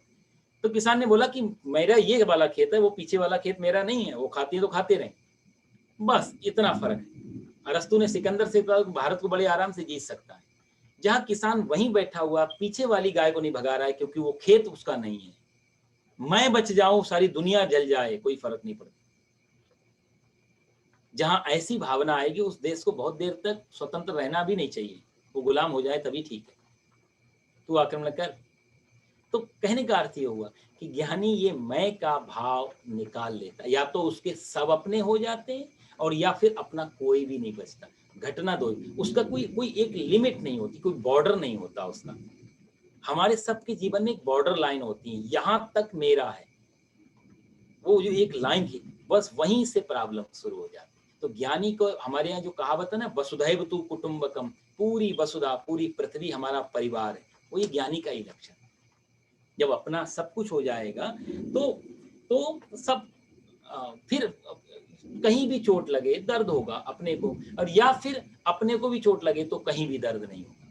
ये दोनों में यही फर्क होता है। इच्छा द्वेषा, सुखम दुखम, ये और अमानित्व, अदम दम्भित्व, अहिंसा, क्षांतिरा, ये सब लक्षण भगवान गिना रहे हैं। कहा जाए तो यहाँ पर भगवान सब मेन यही कोशिश करेंगे अलग अलग तरीकों से कि आपके बीच में आप देखने लग जाओ कि सामने एक शीशा लगा है, शीशे में हमारी परछाई पूरी आ रही है, लेकिन यदि मुझे मान लिया कुंडल पहनना है तो मुझे शीशे में देख करके पहनना तो यही पड़ेगा। शीशे में पहना के मेरे कान में कुंडल नहीं जाएगा, शीशे की प्रतिमा को सजा के मेरा शरीर नहीं सजेगा, इधर सजाना पड़ेगा। तो शरीर एक दर्पण की तरह है जहां से मैं झलकता हूं, लेकिन शरीर मैं नहीं हूं। मैंने कुछ भी फूल माला पहनी, हार पहना, परफ्यूम पहना था, वो मेरे तक नहीं पहुंच पाएगा। जैसे दर्पण पे टीका लगाने से मेरे माथे पे टीका नहीं लगता, शरीर को कुछ भी देने से वो भोजन आत्मा को नहीं मिलता। तो जब यदि सुख नहीं मिलता तो दुख भी नहीं मिलता, अपमान नहीं मिलता तो अपमान भी नहीं मिलता। ये सारा भगवान ये बताते रहेंगे कि सब समान है, एक ही चीज है। और आगे भगवान इसमें भी चर्चा करेंगे कि दो चीजें भी नहीं है, कोई अंधेरा और जैसे प्रकाश। एग्जाम्पल लेते हैं, मान लीजिए एक लाइट है और एक डार्क है, हमारे लिए दो चीजें हो गई ना, ज्ञानी के लिए दो नहीं रह जाती। अब तो विज्ञान के लिए भी दो नहीं रहेगी। यदि हम वैज्ञानिक से भी किसी से पूछे कि अंधेरा क्या है, प्रकाश क्या है, तो आपको मालूम है वो डेफिनेशन क्या करेंगे? अंधेरे की डेफिनेशन साइंस करेगा यदि सही में, वो कहेगा जहां पर बहुत कम प्रकाश है वो अंधेरा। और प्रकाश की क्या डेफिनेशन होगी? जहां पर अंधेरा बहुत कम है वो प्रकाश। इसका अर्थ क्या हुआ कि अंधेरे के बिना प्रकाश नहीं हो सकता, प्रकाश के बिना अंधेरा नहीं हो सकता। जब एक के बिना एक नहीं हो सकता तो दो चीजें कैसी हो जाएंगी? फिर वो दो तब होंगी जब एक दूसरे के अलग अलग हों। तो यह एक हम लोग बचपन में पढ़ते थे, आप लोगों ने सुना होगा, आइंस्टाइन ने जो ये theory the, theory of relativity की, इसने यही तो सिद्ध किया है कि कुछ भी सापेक्ष नहीं है, सब कुछ अलग अलग है। दूर से लगता है, अज्ञानी को लगता है कि दुख हो रहा है, ज्ञानी को लगता है कि दुख नाम की चीज ही नहीं है। दुख कहते किसे? जैसे कि उसने एग्जाम्पल दिया, मैं थोड़ा समझाने का प्रयास करूं। मान लिया हम एक कार में बैठे और हमारी कार 50 माइल की स्पीड से आगे जा रही है, सामने एक कार को क्रॉस कर रही है, वो कार 40 माइल की स्पीड से हम उसको क्रॉस कर रहे हैं। तो आप फर्क देखो ना कि हम 50 माइल की स्पीड वाली कार में बैठ के जब 40 माइल की स्पीड की कार को जब क्रॉस करते हैं तो हमारे को स्पीड क्या दिखेगी उस कार की? 10 माइल। 10 माइल ही दिखेगी ना साहब, क्योंकि उसी स्पीड से कार पीछे जा रही है। इस 50 वाले को 10 माइल दिखेगा, लेकिन सामने से कोई आ रही 50 की स्पीड से कोई कार जो इधर से एक दूसरे को, उसको क्या दिखेगा? उसको 100 माइल दिख जाएगा। 50 उसका, 50 इसका, दूसरी डायरेक्शन में पास हो। अच्छा, तीसरा एक और लगा लो, एक रोड के किनारे आदमी खड़ा है, वो इन तीनों कारों को देख रहा है, उसको क्या दिखेगा? उसको एक्चुअल दिखेगा। इसमें एक चीज और भी निकल के आती है, यदि वो पृथ्वी पे नहीं और मून पे है, वो इन यदि सबको देखेगा, फिर क्या स्पीड निकलेगी?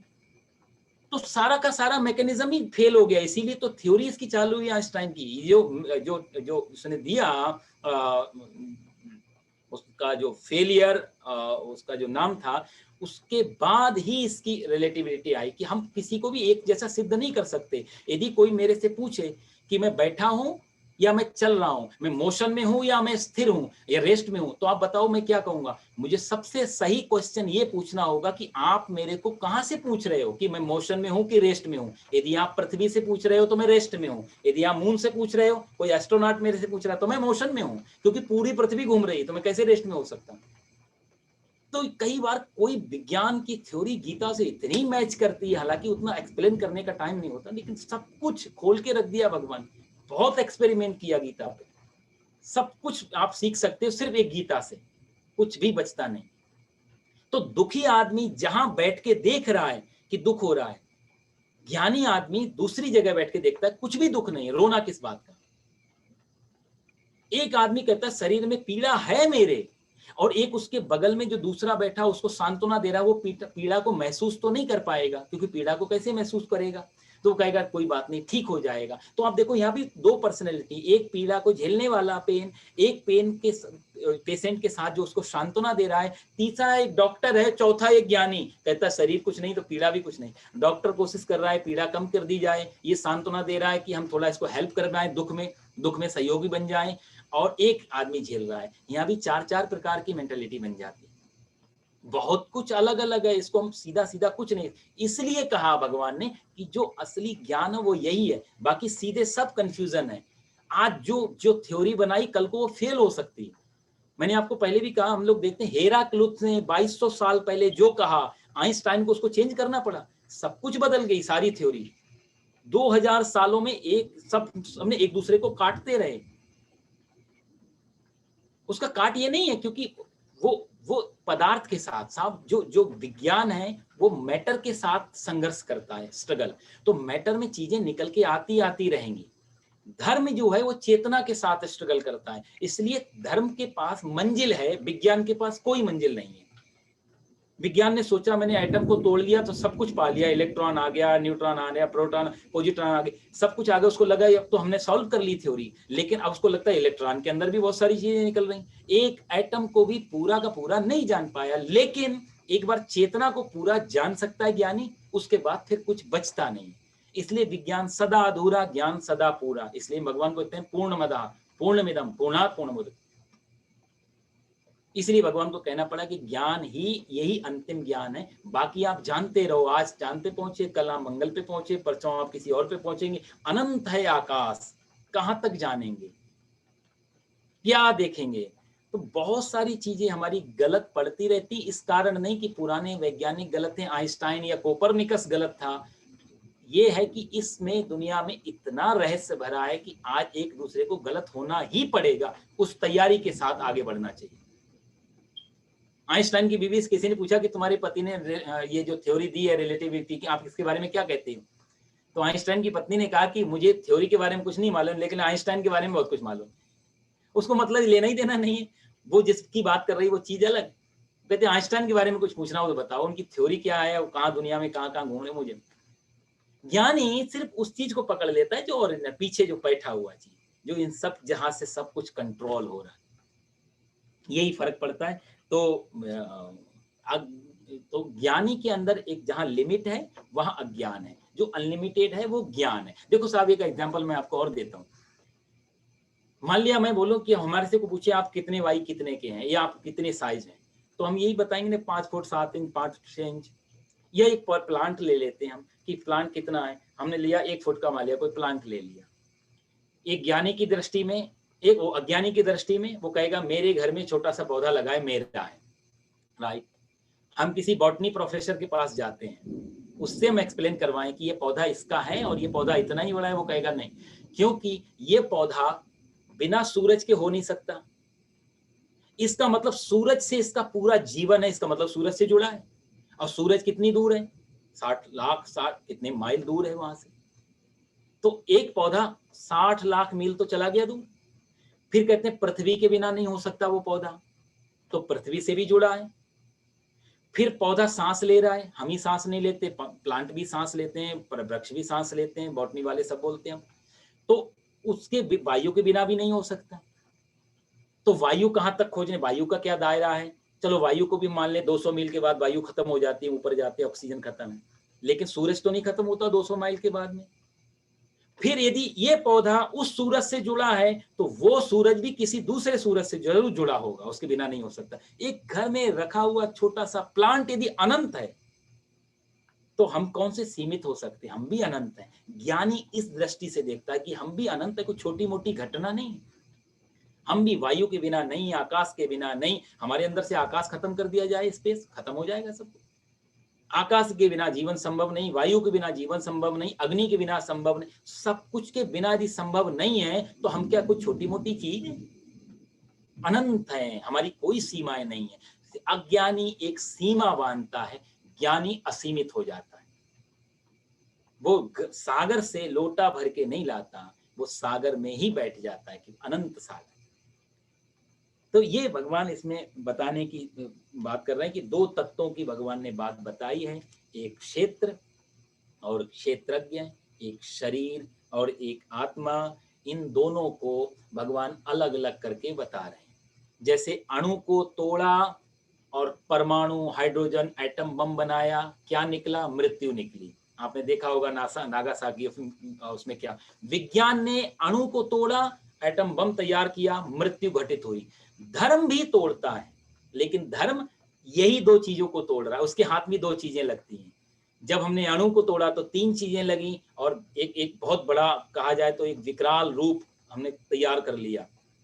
पता नहीं इस दुनिया को, पृथ्वी को हम चुटकी में मिटा, 15 मिनट में पूरी पृथ्वी खत्म कर सकते हैं, विज्ञान का एक्सपेरिमेंट। लेकिन धर्म ने जो एक्सपेरिमेंट किया चेतना के साथ में, तो 2 चीजें हाथ लगी, एक क्षेत्र और क्षेत्रज्ञ। इन दोनों को जो जान लेता है तो अमृत मिलता है, परम जीवन मिलता है, वहां कोई मृत्यु नहीं मिलती। तो पदार्थ को तोड़ेंगे तो मृत्यु हाथ लगेगी, धर्म में जब चेतना को तोड़ा तो अमृत हाथ लगता है। भगवान यहाँ अमृत के कुछ सूत्र दे रहे हैं और इसको बहुत भगवान कह चुके हैं अनेक प्रकार से ये मिलते हैं। ब्रह्म सूत्र पढ़ेंगे तो वहां मिलेंगे, ऋषियों ने अपने अपने हिसाब से कहा है। और चेतना कहते हैं, यहाँ पर भगवान ने ये भी कहा है कि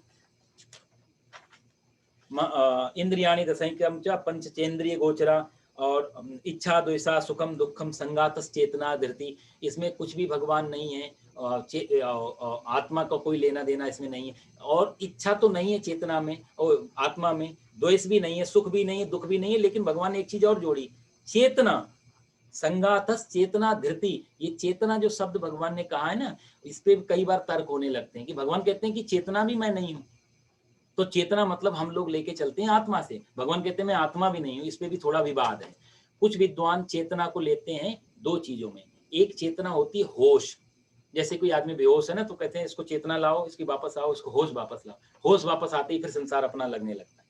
वो चेतना की भगवान यहाँ बात कर रहे हैं, वो चेतना नहीं, वो चैतन्य है जहां पर कुछ भी नहीं बचता अपना। दो प्रकार के होश होते हैं, एक होश होता है जहां पर हम एक दूसरे को पहचानते हैं, और एक होश होता है जो असली होश है, अरे सही में मेरे को होश आई तो मेरा कुछ भी नहीं था। आप समझ रहे हैं ना बात को? एक आदमी को बेहोश किया, पहचानने लगा, तुम कौन? बोला पिताजी। तुम कौन? मेरे बेटा। तुम कौन? इसका मतलब डॉक्टर कहते ठीक हो गया, पहचानने लगा, होश में आ गया। पर ज्ञानी जब एनेस्थेसिया उतरता है तो वो सही में बोलता है तुम मेरे पिताजी नहीं, तुम मेरी माताजी नहीं, तुम मेरे चाहो नहीं, तुम मेरे, वो असली होश की बात करता है। और ये अक्सर इस आदमी को विज्ञान बेहोश कहेगा, पागल कहेगा, कहेगा कॉन्शस में नहीं है, ये तो किसी को नहीं पहचान। इसलिए ज्ञानियों की बातें हमें पागल की तरह लगे तो उसमें कोई आश्चर्य नहीं है। सारे ज्ञानी लोग पागलों की तरह ही बात करते हैं, क्योंकि हम लोग दूसरे टाइप से लेके चलते हैं। स्वामी रामकृष्ण की बातें आप देखो, स्वामी रामकृष्ण के बारे में मैं पढ़ता हूं अक्सर, कई कई दिन बेहोश रहते थे, कई कई दिन बेहोश निकल जाते थे सिर्फ, और जब होश में आते थे तो रोने लगते थे, माँ मुझे क्यों वापस लाया इस दुनिया में, मैं कितना आनंद ले रहा था तेरे साथ में, कितनी लीला, मुझे वापस वहीं ले चल, मुझे वापस वहीं ले चल। आपको लगता है यदि स्वामी रामकृष्ण न्यूयॉर्क में पैदा हुए होते तो हिस्टीरिया का पेशेंट बोल के इनको अंदर कर दिया जाता, ट्रैंकुलाइजर दिए जाते, एनेस्थेसिया दिया जाता, पता नहीं क्या क्या दवाइयां और ब्रेन सर्जरी की जाती? कितना मुश्किल है सहन करना कि आदमी कह रहा है कि मैं वहीं ठीक था, मैं लीलाएं देख रहा था, मैं ये कर रहा था। हमारी कोई घर का व्यक्ति कहे कि आज मेरे को शैतान मिला और उससे मेरी बातचीत हुई, तो हमें बड़ा खतरा चालू हो जाएगा। मतलब पति आकर के कहे पत्नी से कि आज मेरे को कहीं रास्ते में शैतान मिल गया था या भगवान मिल गए, उन्होंने मेरे को ऐसे ऐसे कहा, पत्नी बेचारी रोने लगेगी कि अब इन बच्चों का क्या होगा, इनकी तो बेचारों की हालत खराब होगी। ज्ञानी की भाषा को समझना बड़ा मुश्किल है दूसरे लाइन में, जब तक ज्ञानी ज्ञानी ना हो जाए दूसरा। भाई चाइनीज को समझना हो, चाइनीज आनी तो चाहिए, नहीं तो हमें तो लगेगा क्या बकवास, सिर्फ हल्ला कर रहा है। तो ज्ञानी की भाषा को अज्ञानी नहीं समझ पाएगा। इसलिए जीसस को सूली देने का कारण ये नहीं था कि उनको कोई दूसरी चीड़ थी, यही कारण कि वो जहां से बोल रहे थे मैं परमेश्वर का पुत्र हूं, और ये सुनने वाले ये मान के राजी नहीं। अहंकार कैसे मान ले कि तुम परमेश्वर के पुत्र और हम नहीं, और हमारे सामने तुम पैदा हुए और तुम परमेश्वर के पुत्र हो गए, और हमने तुम्हें उंगली पकड़ के चलना सिखाया और आज तुम हमारे नेता बनने जा रहे। अहंकार किसी को स्वीकार नहीं करता साहब। इसलिए सूली दे दो, मंसूर को जहर दे दो, मीरा को बाहर निकाल दो, महावीर को पॉइजन दे दो, ये सब हम लोगों ने किया। कारण क्या है कि ज्ञानी की भाषा अलग होती है। ये 13वां अध्याय बहुत क्रांतिकारी अध्याय है। इसमें भगवान बहुत सारी चीजों को तोड़ेंगे, अलग अलग तरीके से कहेंगे। इसलिए ज्ञान एक बीच की दशा है। देखो साहब, अज्ञानी के पास भी कुछ नहीं होता, कोई परमात्मा नहीं, कोई कुछ नहीं, कोई आत्मा, और परम ज्ञान में भी कुछ नहीं बचता, ये आप ध्यान रखना।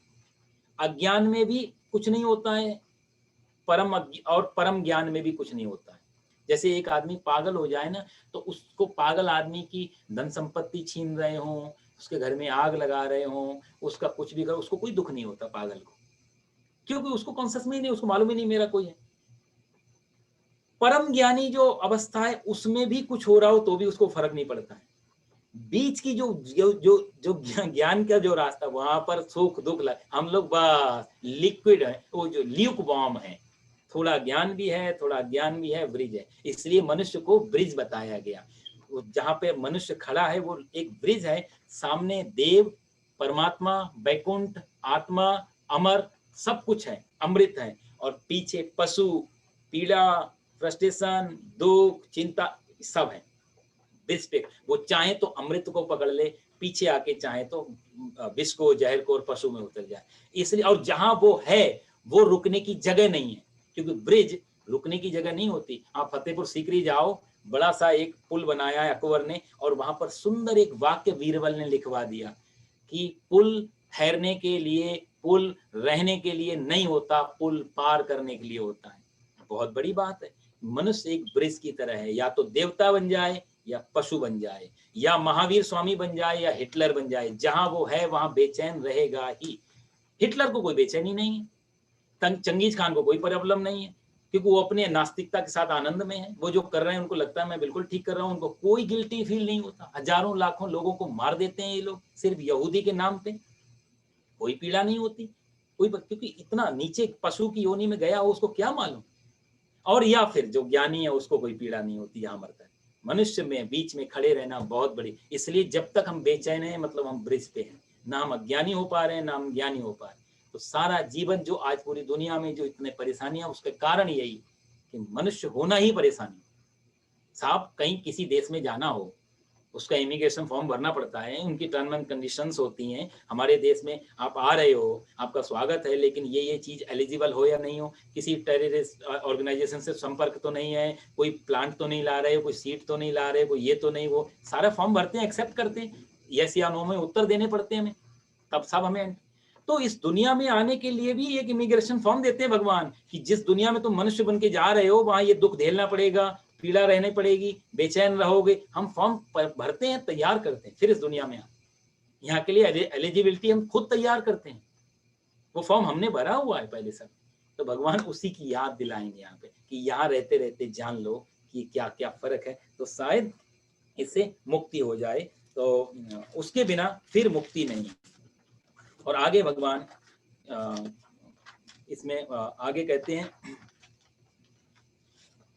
8वें 9वें हम 12 श्लोक तक हमने किया था, तो उसमें सूक्ष्म रूप से मैं आपको बताऊं। असक्ति रन विश्वंगा, कहते हैं जो आसक्ति रहत है, पुत्र स्त्री घर आदि में संबंध नहीं होना, अनुकूलता प्रतिकूलता में समान, चित्त का नित्य सम रहना, और मुझ में अनन्य योग से व्यभिचारिणी भक्ति का होना, एकांत स्थान में रहने का अभाव भाव स्वभाव होना, और जन समुदाय में प्रीति ना होना, अध्यात्म ज्ञान में नित्य रहना, तत्व ज्ञान में परमात्मा को सब जगह देखना, बीज साधन में ज्ञान, जो इसके विपरीत है वो अज्ञान, ऐसा कहा गया है। और ये जो ज्ञान है और ज्ञेय है, इनको अच्छी तरह से मैं कहूंगा अर्जुन, इससे तू अमरता का अनुभव कर लेगा, और उसको सत कहा जाता है और ना ही असत कहा जाता है। यहाँ भगवान फिर भाई देखो, क्षेत्र के बारे में तो भगवान ने बता दिया, अभी जो लक्षण बताए थे थोड़ी देर पहले, इच्छा द्वेषा सब बताए, ये क्षेत्र के लक्षण है।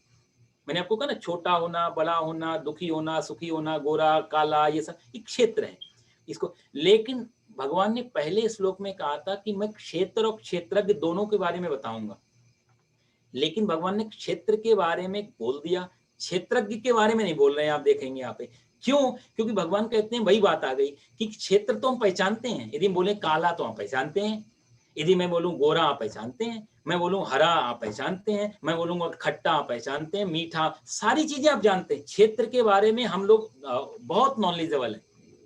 लेकिन मैं बोलूं शुद्ध चेतन आत्मा, तो आप कहेंगे ये क्या भला है, तो वो जानकारी, इसलिए भगवान ने क्षेत्रज्ञ के बारे में चर्चा यहां पर शुरू नहीं की। कई बार क्वेश्चन उठता है कि जब भगवान ने दोनों बातें कही तो दोनों बातें रखनी चाहिए जारी, लेकिन भगवान ने नहीं की। बहुत साइकोलॉजिकल यहाँ फैक्ट ये है कि भगवान जानते हैं कि क्षेत्र के बारे में सब कोई जानता है, क्षेत्रज्ञ के बारे में यदि जानकारी हो तो फिर मुझे बताने की भी क्या जरूरत है।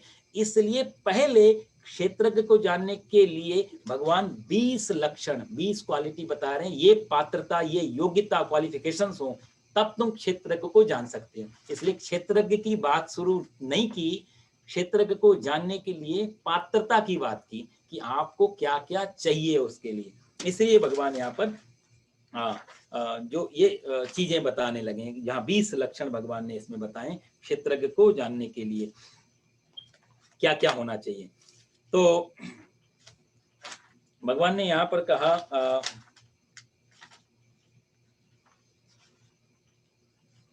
इंद्रियार्थेषु वैराग्य अहंकार एवं जन्म मृत्यु जरा व्याधि दुख दोषानुदर्शनम। इंद्रियों के विषय में वैराग्य का होना, अहंकार का ना होना, जन्म मृत्यु जरा व्याधि इन सब से अलग होना। यहाँ पर हम थोड़ी सी कुछ चीजों को समझेंगे, बाकी फिर कुछ चर्चा अगली बार में कर लेंगे। देखो साहब, तीन चीजें होती हैं। एक है ज्ञाता। ज्ञाता मतलब हुआ जो जानना चाहता है, उसको बोलते हैं ज्ञाता, नूअर। एक होता है ज्ञान, जिस चीज को द्वारा हम जानते हैं, ज्ञान, नॉलेज। और तीसरा होता है ज्ञेय, ज्ञेय मतलब जिसको जान रहे हैं। तो जैसे जैसे एक किताब है, तो किताब एक ज्ञेय शब्द हो गई। इसको पढ़ने के लिए मुझे हिंदी या संस्कृत आनी चाहिए, वो ज्ञान हो गया तीसरा, जो हमको इस किताब से जोड़ेगा। और तीसरा हो गया मैं इसको पढ़ना चाहूंगा। तो ज्ञाता, ज्ञान और ज्ञेय, इसके बीच में सारी प्रकृति चलती रहती है। ये तीन चीजें काम करती हैं किसी भी चीज को जानने के लिए। तो भगवान ने पहले बता दिया कि किताब यानी कि ज्ञात, जो ज्ञेय है, जिसको जान, वो भी तुम नहीं हो। जो ज्ञान है वो भी तुम नहीं हो। जो ज्ञेय है, जिसके द्वारा जाना जाता है, वो तुम हो। तो वहां पर पहुंचने के बाद ना तो ज्ञान भी छूट जाता है साहब, ये बहुत बड़ी बात है। गीता, ये गीता कह पाई ऐसी बात कि ज्ञान को भी छोड़ देना पड़ता है, भगवान को भी छोड़ देना पड़ता है, जिसको जानना हो उसको भी छोड़ देना पड़ता है, तब हम उसको जान सकते हैं। जैसे कि एक मछली फिसलते फिसलते कुएं में गिर गई समंदर से, और समंदर में उसको कुएं में मिला उसको मेढक। मेढक ने पूछा कहां से आई हो, तुम्हें पहली बार देखा है? मछली बोली मैं समंदर से आई। तो समंदर से बोला, समंदर वो क्या भला होती, तो सारा जीवन तो उसका मेढक का कुएं में गुजरा। बोला उस वहां बहुत पानी होता है। तो मेढक बोला अच्छा मैं थोड़ा प्रयास करूं। मेढक ने एक जंप लगाई 1 फुट की। बोला इतना पानी? मछली बोली नहीं इतना नहीं, बहुत पानी होता है। तो मेढक बोला रुको। उसने और 2 फुट की जंप लगाई। बोला इतना पानी? बोला नहीं नहीं इतना भी, इससे भी ज्यादा, तुम इमेजिन में भी नहीं कर सकते। फिर मेढक को क्रोध आ गया, वो इस किनारे पे आया, यहां से सीधे उस किनारे तक जंप लगाई। बोला इतना पानी, इससे ज्यादा तो मुझे दिख ही नहीं रहा, पूरा का पूरा। मछली बोली नहीं समझ में आएगा तुम्हारे, कितना पानी? मछली कैसे समझाए समंदर में कितना पानी होता है? उसने एक ही काम करेगी, मेढक को उठा के ले जाएगी इधर उधर धीरे, और समंदर में जाके जब छोड़ेगी, तब मेढक को फिर कहने की जरूरत नहीं पड़ेगी कि इतना पानी। आप समझ रहे हैं? एक बार ज्ञान हो जाए तो ज्ञान भी छूट जाता है। ज्ञेय तो छूटते हैं, ऑब्जेक्ट तो छूटते ही है, ज्ञान भी छूट जाता है। मैं ज्ञानी हूं, इसके अर्थ में भी है कि मैं और ज्ञानी 2 शब्द फिर भी बचे। ज्ञानी होने के बाद मैं भी गिरता है, ज्ञान भी गिरता है। अज्ञानी के पास जहां तक तर्क है, अब इसी कहानी में कोई तार्किक भी आ जाए तो तार्किक ये परवाह नहीं करेगा कि मेढक नहीं, मछली क्यों नहीं समझा पाई। वो पता क्या पूछेगा, ये कहानी कोई महात्मा जी सुना रहे थे, तो उस तार्किक ने क्या पूछा? उसने नहीं पूछा समंदर कितना बड़ा, इसमें आत्मा का क्या रोल है और कैसे आपके एग्जाम्पल का क्या मीनिंग है। उसने पूछा कि ये महाराज जी बात बताओ, मछली समंदर से कुएं तक पहुंची कैसे? अब ये उसका क्वेश्चन। ये हमारे लोगों की हालत होती। भगवान बताना कुछ चाह रहे हैं, गीता समझाना कुछ चाह रहे हैं, हम कहीं से क्वेश्चन कुछ निकाल लेते। इसलिए भगवान यहाँ पर कुछ लक्षण बता रहे हैं क्षेत्र और क्षेत्रज्ञ के। और क्षेत्र के बारे में भगवान ने बता दिया कि ब्रह्म सूत्र में सब, और ऋषि लोगों ने कहा ये सब। देखो साहब, ब्रह्म सूत्र सबसे तार्किक ग्रंथ है। सबसे ज्यादा तर्क यदि कहीं है तो ब्रह्म सूत्र में मिलेंगे आपको। और हमारे यहाँ एक कहावत और भी है, तर्को अप्रतिष्ठा, तर्क से परमात्मा मिलता नहीं है। फिर ब्रह्म सूत्र जैसा जो परम ज्ञान है उसको भी तर्क में बांधना पड़ा। ये क्वेश्चन निकलता है जब पश्चिम में, दूसरे देशों में जब ब्रह्म सूत्र को पढ़ा जाता है ट्रांसलेट करके, तो लोगों को बड़ी प्रॉब्लम होती। आप लोग तर्क को मना करते हो, आप कहते हो श्रद्धा करो, विश्वास करो, प्रैक्टिकल करो, ये, और आपके सारे ग्रंथ तो तर्क से भरे हुए हैं। आप न्याय देखो, आप दर्शन देखो, आप मीमांसा देखो, आप सांख्य देखो, आप ये ब्रह्मसूत्र, तर्क से भरे पड़े, इतने तर्क। इसलिए कि तर्क में जो बिना ज्ञान का जो तर्क है वो हमें डुबाता है। पर ज्ञान, तर्क से परमात्मा नहीं मिलता, लेकिन तर्क से समझाया जा सकता है। तो जो ज्ञानी हुए उन्होंने तर्क इसलिए नहीं दिया कि परमात्मा मिल जाएगा, तर्क से समझाना आसान हो जाता है। जैसे मैंने आपको लिखा ना क, और क बना करके बच्चे के सामने कबूतर भी फिट कर दिया, तो कबूतर का क से कोई लेना देना नहीं है। कबूतर तर्क हुआ, क ओरिजिनल अल्फाबेट हुआ। तो हमें कबूतर को लाना इसलिए पड़ा कि तुम क को समझ जाओ। एक दिन कबूतर उड़ जाएगा, सिर्फ क रह जाएगा। तो तर्क एक ऐसा, लेकिन ये कौन करेगा? यदि बच्चा ही कबूतर बनाने लगे दूसरे बच्चों को सिखाने के लिए, तो गड़बड़ है। तो अज्ञानी आदमी जब तर्क का सहारा लेता है तो और ज्यादा अज्ञान में जाता है। ज्ञानी आदमी जब तर्क का सहारा लेता है तो समझाने के प्रयास के लिए। तो इसलिए कई बार ये प्रश्न उठता है कि आपके सारे शास्त्र में बड़ा तर्क है और तर्क की आप मना करते हो, तर्क नहीं, आर्ग्यूमेंट्स नहीं, डाउट्स हैं, लेकिन वो जरूरी होते हैं। समझाएं कैसे? हमारा जो लेवल है जहां से हम बोल रहे हैं और सामने वाला सुन रहा है, बहुत अंतर है दोनों में। वहां बिना तर्क के काम नहीं चलेगा, इसलिए बहुत विपरीत बातें हो जाती हैं। कबीर कुछ और बात कहते हैं, तुलसी कुछ और बात कहते हैं। उनकी अपने तर्क हैं, इनके अपने तर्क से। तो इसलिए भगवान ने ये सब समझाया। और अमानित्वा दंभ, दंभ के बारे में भगवान यहाँ बता रहे हैं। दंभ क्या है तो उसको थोड़ा सा समझ लेंगे। और ये जो भगवान ये जो लक्षण बता रहे हैं कि क्षेत्र को जानने के लिए, मैंने आपको बार बार समझा रहा हूँ कि क्षेत्र के बारे में भगवान बता चुके क्या क्या चीजें, इंद्रियां, ये सब चीज। क्षेत्रज्ञ को जानने के लिए पात्रता भगवान बता रहे हैं। क्षेत्रज्ञ को जानना हो तो कैसे जान पाओगे, उसकी पात्रता भगवान कहते हैं अमानित्व। अपने आप की जो हम मैं कुछ हूं, इस भाव को छोड़ देने की पात्रता होनी चाहिए। आप देखो साहब, पूरी दुनिया में आदमी कितना ही कुछ हो जाए, लेकिन मैं हूं इस भाव को नहीं छोड़ पाता। भिखारी भी जानता है मैं कुछ हूं। भिखारी के पास भी अपना एटीट्यूड होता है साहब। आप कभी आजकल देख के देखो, आप जरा वो फेंक देते हैं 10-20 रुपए होंगे, इसमें क्या मिलता है साहब, उसकी अपनी, उनको भीख भी स्वाभिमान से मांगते हैं। और आपको एक जानकारी मैं और दूं, भीख इनकी अपनी साइकोलॉजी, अपनी फिलॉसफी होती है भिखारियों की साहब। ये आपको, अब तो खैर कुछ मामला अलग हुआ है, सुबह सुबह भिखारी निकलता है घर से। मेरी बात हुई किसी, मैंने कहा आप लोग शाम को घर चले जाते, सुबह शाम को क्यों नहीं? बोला शाम को, सुबह आदमी घर से उठता है, भरपूर नींद होती है, पेट में नाश्ता होता है, माइंड फ्रेश होता है, थोड़ा करुणा दया जैसी चीजें होती हैं, दे देगा उस समय, जल्दी दे देगा। शाम को ऑफिस से थका, मैनेजर की डांट, पत्नी की चिड़चिड़ाहट, रास्ते का ट्रैफिक, इतना फ्रस्ट्रेट होता है, उसके सामने जाने में ही डर लगता है। शाम को कोई आदमी किसी भिखारी को दान नहीं देता। हमको मालूम है दान मांगना है, भीख मांगनी सुबह मांग, सारी भिखारी सुबह सड़कों पे मिलते हैं। दूसरी एक चीज आप और नोट करना, आप अकेले में खड़े होंगे, आपके पास भिखारी नहीं आएगा भारत में। आप भिखारी सदा वहीं जाएगा जहां भीड़ में है, क्राउड में है। भिखारी कभी अकेले में नहीं मांगता, भीड़ में मांगता है। क्योंकि भिखारी भी जानता है कोई तुम मेरे को पैसा नहीं दे रहे हो, ये जो 4 लोग तुम्हारे साथ खड़े हैं, इनके कारण हम आप मेरे को दे रहे हो कि मैं कुछ हूं, मेरे से मांग रहा है और बिना देने चला गया, 4 लोग क्या कहेंगे? और उसमें भी कहीं मेरे कहीं रिश्तेदार हुए, कहीं मेरे फ्रेंड हुए, क्या क्या सोचेंगे कि मैं 10 रुपए भी नहीं दे पाया। आप बुरा मत मानना साहब, ये भिखारियों की अपनी साइकोलॉजी है, वो पकड़ते हैं। इसलिए 4 लोगों में देखते हैं आपको, और 4 आपके माहौल में देखते हैं, फट आपके पास हाथ बढ़ाने आ जाए। अकेले में कोई भिखारी को नहीं देगा, अकेले में भिखारी भीख भी नहीं मांगेगा। उनके पास हमसे ज्यादा उनका अपना एक ट्रेड मार्केट है पूरा, बहुत कुछ उनके पास नॉलेज होती है इस चीज की, कहाँ मांगना है, कम मांगना है, कैसे मांगना है, क्या उनके वर्डिंग। गरीबों की सुनो वो तुम्हारी सुनेगा, तुम 1 रुपया दोगे वो 10 लाख देगा, तो कहने वाली कोई 10 लाख क्यों नहीं मिल रहा है?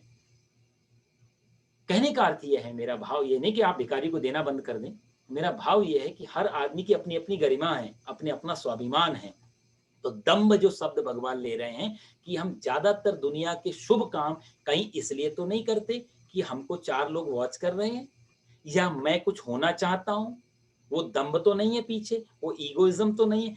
दम्भ का यदि देखा जाए तो कंसीट करके आता है, वो एक सूक्ष्म अहंकार अंदर कि मैं अच्छा तो कर रहा हूं। तो दम्भ एक अहंकार से भी एक मिलता जुलता होने पर भी थोड़ा अलग पड़ जाता। शुद्ध अहंकार यदि बोले तो एक होता घमंड, एक होता शुद्ध अहंकार, तो उसको भगवान यहाँ दम्भ के रूप में ले रहे। अमानित्वा मदम और अहिंसा, अहिंसा जो शब्द होता है वो अहिंसा का मतलब हिंसा का विरोधी नहीं, कि मैं अहिंसक हूं, मैं किसी जीव को नहीं मारता हूं। एक एक एक ये हिंसा से बचने का एक अहिंसा होता है कि मैं मारूंगा नहीं, मैंने उठाया जीव को बाहर छोड़ दिया, लेकिन मेरी दृष्टि में कोई मरता भी है, इसका मतलब तभी तो मैं नहीं मारूंगा। तो हिंसा और अहिंसा 2 वर्ड हमारे पास आ जाते हैं। तो हिंसा का अर्थ होता है कि मैंने किसी को मारा, वो मर गया, एक तो एक पक्ष हो गया। तो ये तो हो गया परम ज्ञान में कि परम ज्ञानी मान के चलता कोई मरता ही नहीं, जिसको भगवान कहते हैं। लेकिन जो बीच का ज्ञानी है, अज्ञानी मारेगा, परम ज्ञानी मारना छोड़ देगा क्योंकि इस दृष्टि में कोई मरता नहीं। पर ज्ञानी क्या करेगा? ज्ञानी एक भाव को सोचेगा कि जो मैं कर रहा हूं ये मेरे पे वापस आ सकता है। यदि मैंने हिंसा की तो मेरे साथ भी हिंसा होगी। एक थप्पड़ मैंने मारा तो मेरा गाल भी तैयार रखना चाहिए मुझे थप्पड़ खाने के लिए। ये जो बीच का ज्ञानी इस बात को समझता है, इसलिए अहिंसा पैदा होती है अंदर। अहिंसा दूसरों पे दया करने का नाम नहीं है साहब, इतना ध्यान रखना। अहिंसा का हम अक्सर अर्थ लेते हैं कि दूसरों पे दया करो, अहिंसा अपने पे दया करने का नाम है। शुद्ध, कि आज मैंने दूसरे को गाली दी तो ये गाली कल को रिवर्स होके मेरे पास आएगी, क्योंकि ये सारा प्रकृति, सारा एटमॉस्फेयर जो भी हम फेंकते हैं वो वापस आ जाता है। टाइम लगता है, जैसे एक बॉल फेंका ना तो वापस आएगा थोड़ा, तो कितनी दूर बॉल जा रहा है, बॉल की क्वालिटी क्या है, सामने जिस पे टकराया उसमें उसी स्पीड से वापस आए। तो अहिंसक व्यक्ति ये जान के चलता है कि ये सारा दुनिया हमको, सारा संसार वापस कर देता है। यदि मैं किसी को मारूंगा तो मुझे भी मरना पड़ेगा। जैसे मैंने आपको एक एग्जाम्पल दिया था, गांधारी को कहा था ना भगवान श्री कृष्ण ने, तूने 101 साल पहले 1000 केंचुओं को मारा था, 100 केंचुओं को मारा था, आज 100 बेटे की लाश तुझे देखनी पड़े, वापस 100 जन्म लेने पड़े, आया वापस। तो ज्ञानी व्यक्ति को जानकारी होती, इसलिए वो बचता है हिंसा से, इसलिए वो अहिंसक हो जाता। दूसरी चीज भगवान कहते हैं अहिंसा, शांति। शांति का अर्थ होता है क्षमा, क्षमा भाव पैदा हो जाए। क्षेत्र को जानने के लिए क्वालिटी, पात्रता बता रहे हैं, क्वालिफिकेशंस बता रहे हैं, तो उसके अंदर क्षमा भाव होना चाहिए। क्षमा भाव का अर्थ भी दया नहीं होता साहब, किसी पे दया कर देना मतलब क्षमा नहीं होता। कहा जाए तो जैसे कि एक महात्मा जी ने के पास कुछ लोग एक चोर को पकड़ के ले आए झोपड़ी के पास, कहा साहब इसने चोरी की है, पुलिस स्टेशन बहुत दूर है, आप जो बताओगे, हम पूरा गांव आप पे भरोसा करता है, आप जो बताओगे इसको वही दंड देंगे। महात्मा जी बोले बिल्कुल, इसने चोरी की है, इसको जरूर दंड मिलना चाहिए, लेकिन दंड देगा कौन? मैं तो देता नहीं, मैं तो ना काहू से दोस्ती ना काहू से बैर, मेरा तो कोई मित्र भी नहीं, मेरा तो कोई शत्रु। दंड तुम लोग देना चाहते? बोला हाँ। क्यों देना चाहते? बोला ये चोर है। बोला लेकिन आप क्यों? क्योंकि आप चोर नहीं हो इसलिए। तो मैं एक बात तुम्हें बताना चाहता हूं, मैं जो व्यक्ति इसको दंड देगा, यदि वो चोर नहीं हुआ तो ठीक है, यदि चोर हुआ तो इसी समय मर जाएगा। अब पूरा गांव भरोसा करता था महात्मा जी पे, तो पूरे गांव ने देखा कि महात्मा जी ने कहा कि चोर को दंड वही दे सकता है जो स्वयं कभी चोर ना रहा हो, मन से भी और तन से भी। ध्यान रखना, चोरी साफ छोटी और बड़ी में अंतर नहीं है। 1 रुपए की भी उतनी चोरी है जो 1 लाख की चोरी है। पॉकेट मार की भी उतनी चोरी है जितनी हमारी फेडरल टैक्स की चोरी। चोरी चोरी बराबर, सरकार का चुराया पड़ोसी का चुराया क्या फर्क पड़ता है, ऊपर वाले के रजिस्टर में चोरी शब्द आएगा। तो इसलिए महात्मा जी ने कहा कि वही इसको दंड दे जो कभी मन से और तन से दोनों से चोरी नहीं किया हो। आप सोचो जरा गांव की क्या हालत, 1 मिनट में पूरा गांव खाली हो गया, चोर साहूकार बन गया। तो इसलिए जो क्षमा भाव जो है ना, क्षमा भाव वो इसलिए नहीं है कि हम इसको दंड दे, इसको क्षमा कर दे रहे हैं, इसलिए क्षमा भाव पैदा होना चाहिए कि जो आज दूसरे ने किया कल वो मेरे से भी हो सकता है। जो तो दंड से निपटारा क्षमा नहीं निकलेगी। दंड को दंड से देना, किसी आदमी ने गलत किया उसको हमने दंड दे, पनिशमेंट दे दिया, क्षमा तो पैदा नहीं हुई ना। क्षमा भाव तभी पैदा हो जाएगा जब हम उसके साथ अपने को भी वहां उसके पैरेलल लाएंगे कि इसने जिस परिस्थिति में ये काम किया, यदि मैं होता तो करता या नहीं, अपने ऊपर पहले घटाएगा ज्ञानी, फिर तो उसके ऑटोमेटिक उसके अंदर से क्षमा निकलती है कि मैं भी साहब तुम्हारे मेरे में कोई ज्यादा अंतर नहीं है, हम तुम एक ही जैसे हैं, तुम्हें मौका मिल गया हमको मौका नहीं मिला। साहब चोर आपस में बैठ के एक ही बात करते हैं जेल में, तुम कैसे पकड़े गए, तुमसे क्या गलती हुई जो तुम पकड़े गए, यही तो बात कर।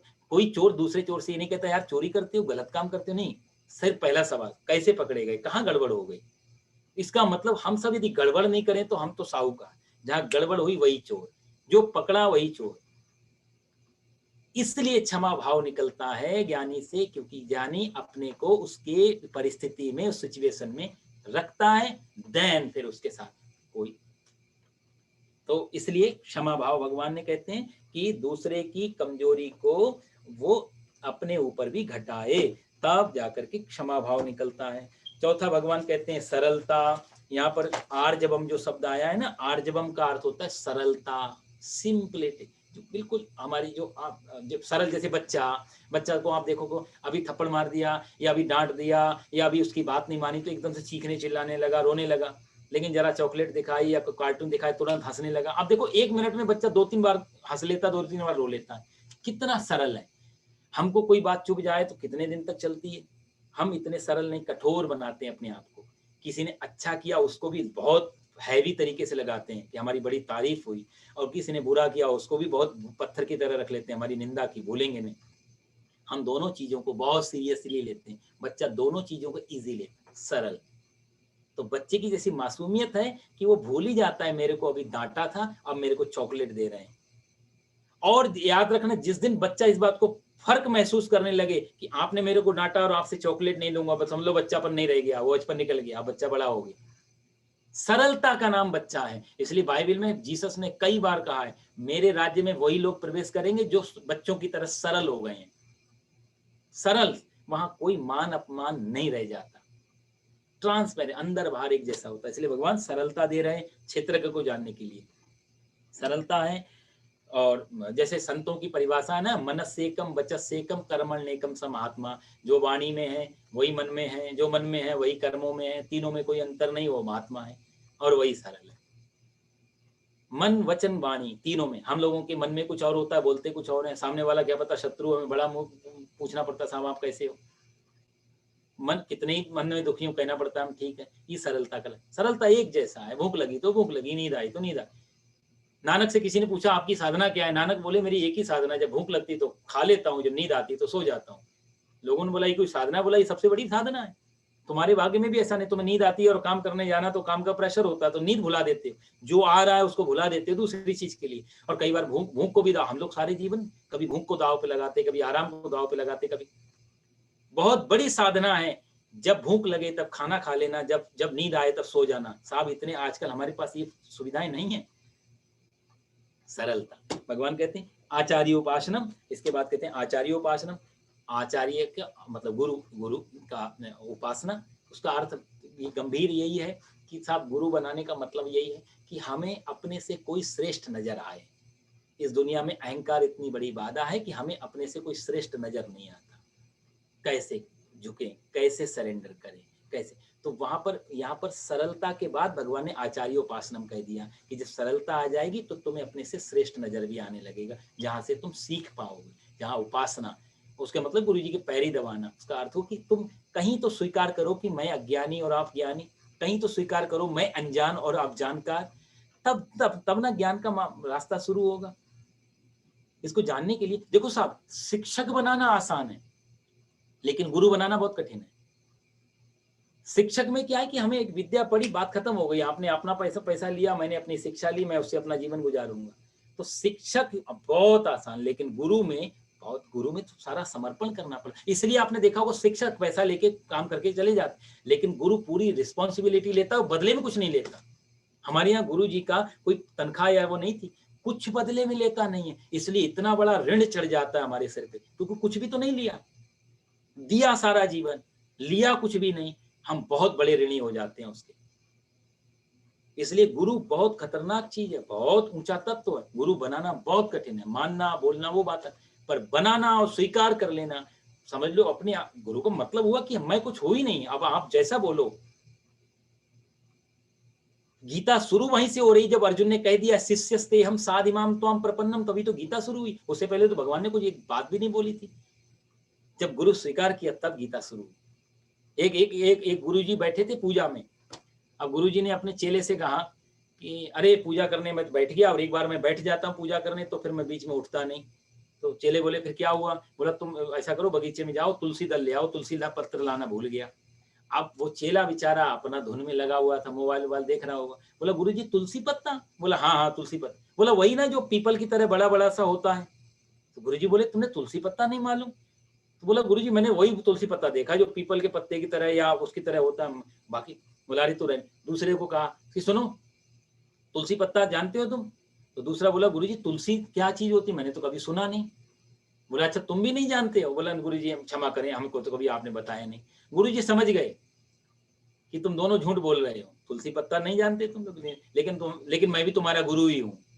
मन में सोचा, चिंता मत। बोला देखो तुम लोग दोनों तुलसी जानते नहीं, तुलसी पत्ता क्या होता है, और मैं बैठ गया हूँ संध्या में, मैं तो उठने वाला नहीं, तो तुम ऐसा करो मेरा तखत उठाओ और बगीचे में लेके चलो।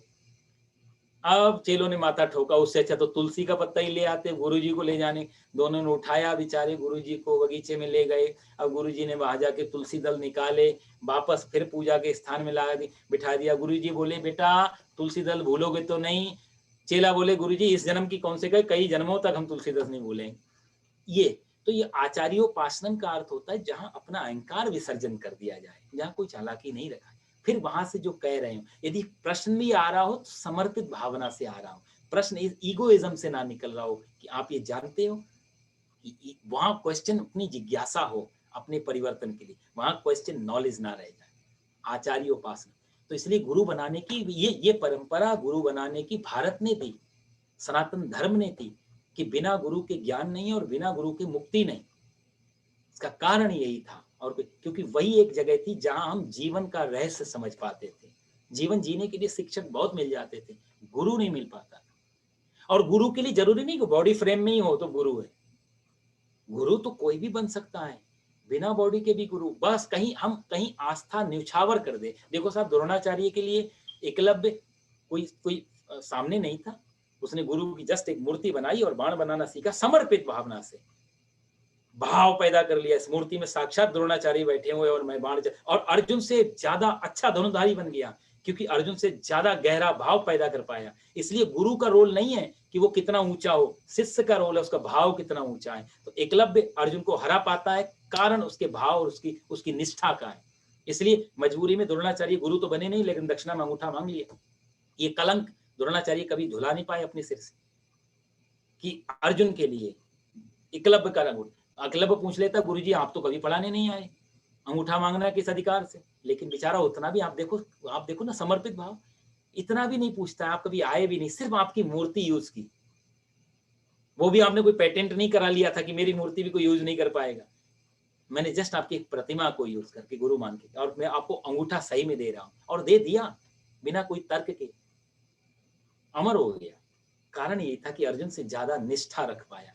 आचार्योपासना आजकल का गुरु जी नहीं। एक मैया आई, एक महात्मा जी से बैठे हुए थे, महात्मा जी उनसे कहा, महाराज जी मैं थाने गुरु बनाने चाहूँ, मारवाड़ी मैया आपको गुरु बनाना चाहती हूँ। बोला इतनी बूढ़ी हो गई अभी तक गुरु नहीं बनाए। बोला नहीं महाराज, बनाए तो थे, एक बार काशी गई थी, बहुत बड़े विद्वान महापुरुष थे, उनको गुरु जी बनाया, वापस आ गई राजस्थान। 1-2 साल के बाद दोबारा गई तो उनके आश्रम में चेलों ने कहा गुरु जी तो पधार गए। अरे मैंने कहा गुरुजी पधार गए, मैं ज्ञान किससे लूंगी। फिर मैं वृंदावन गई, वहां दूसरे गुरुजी बनाए।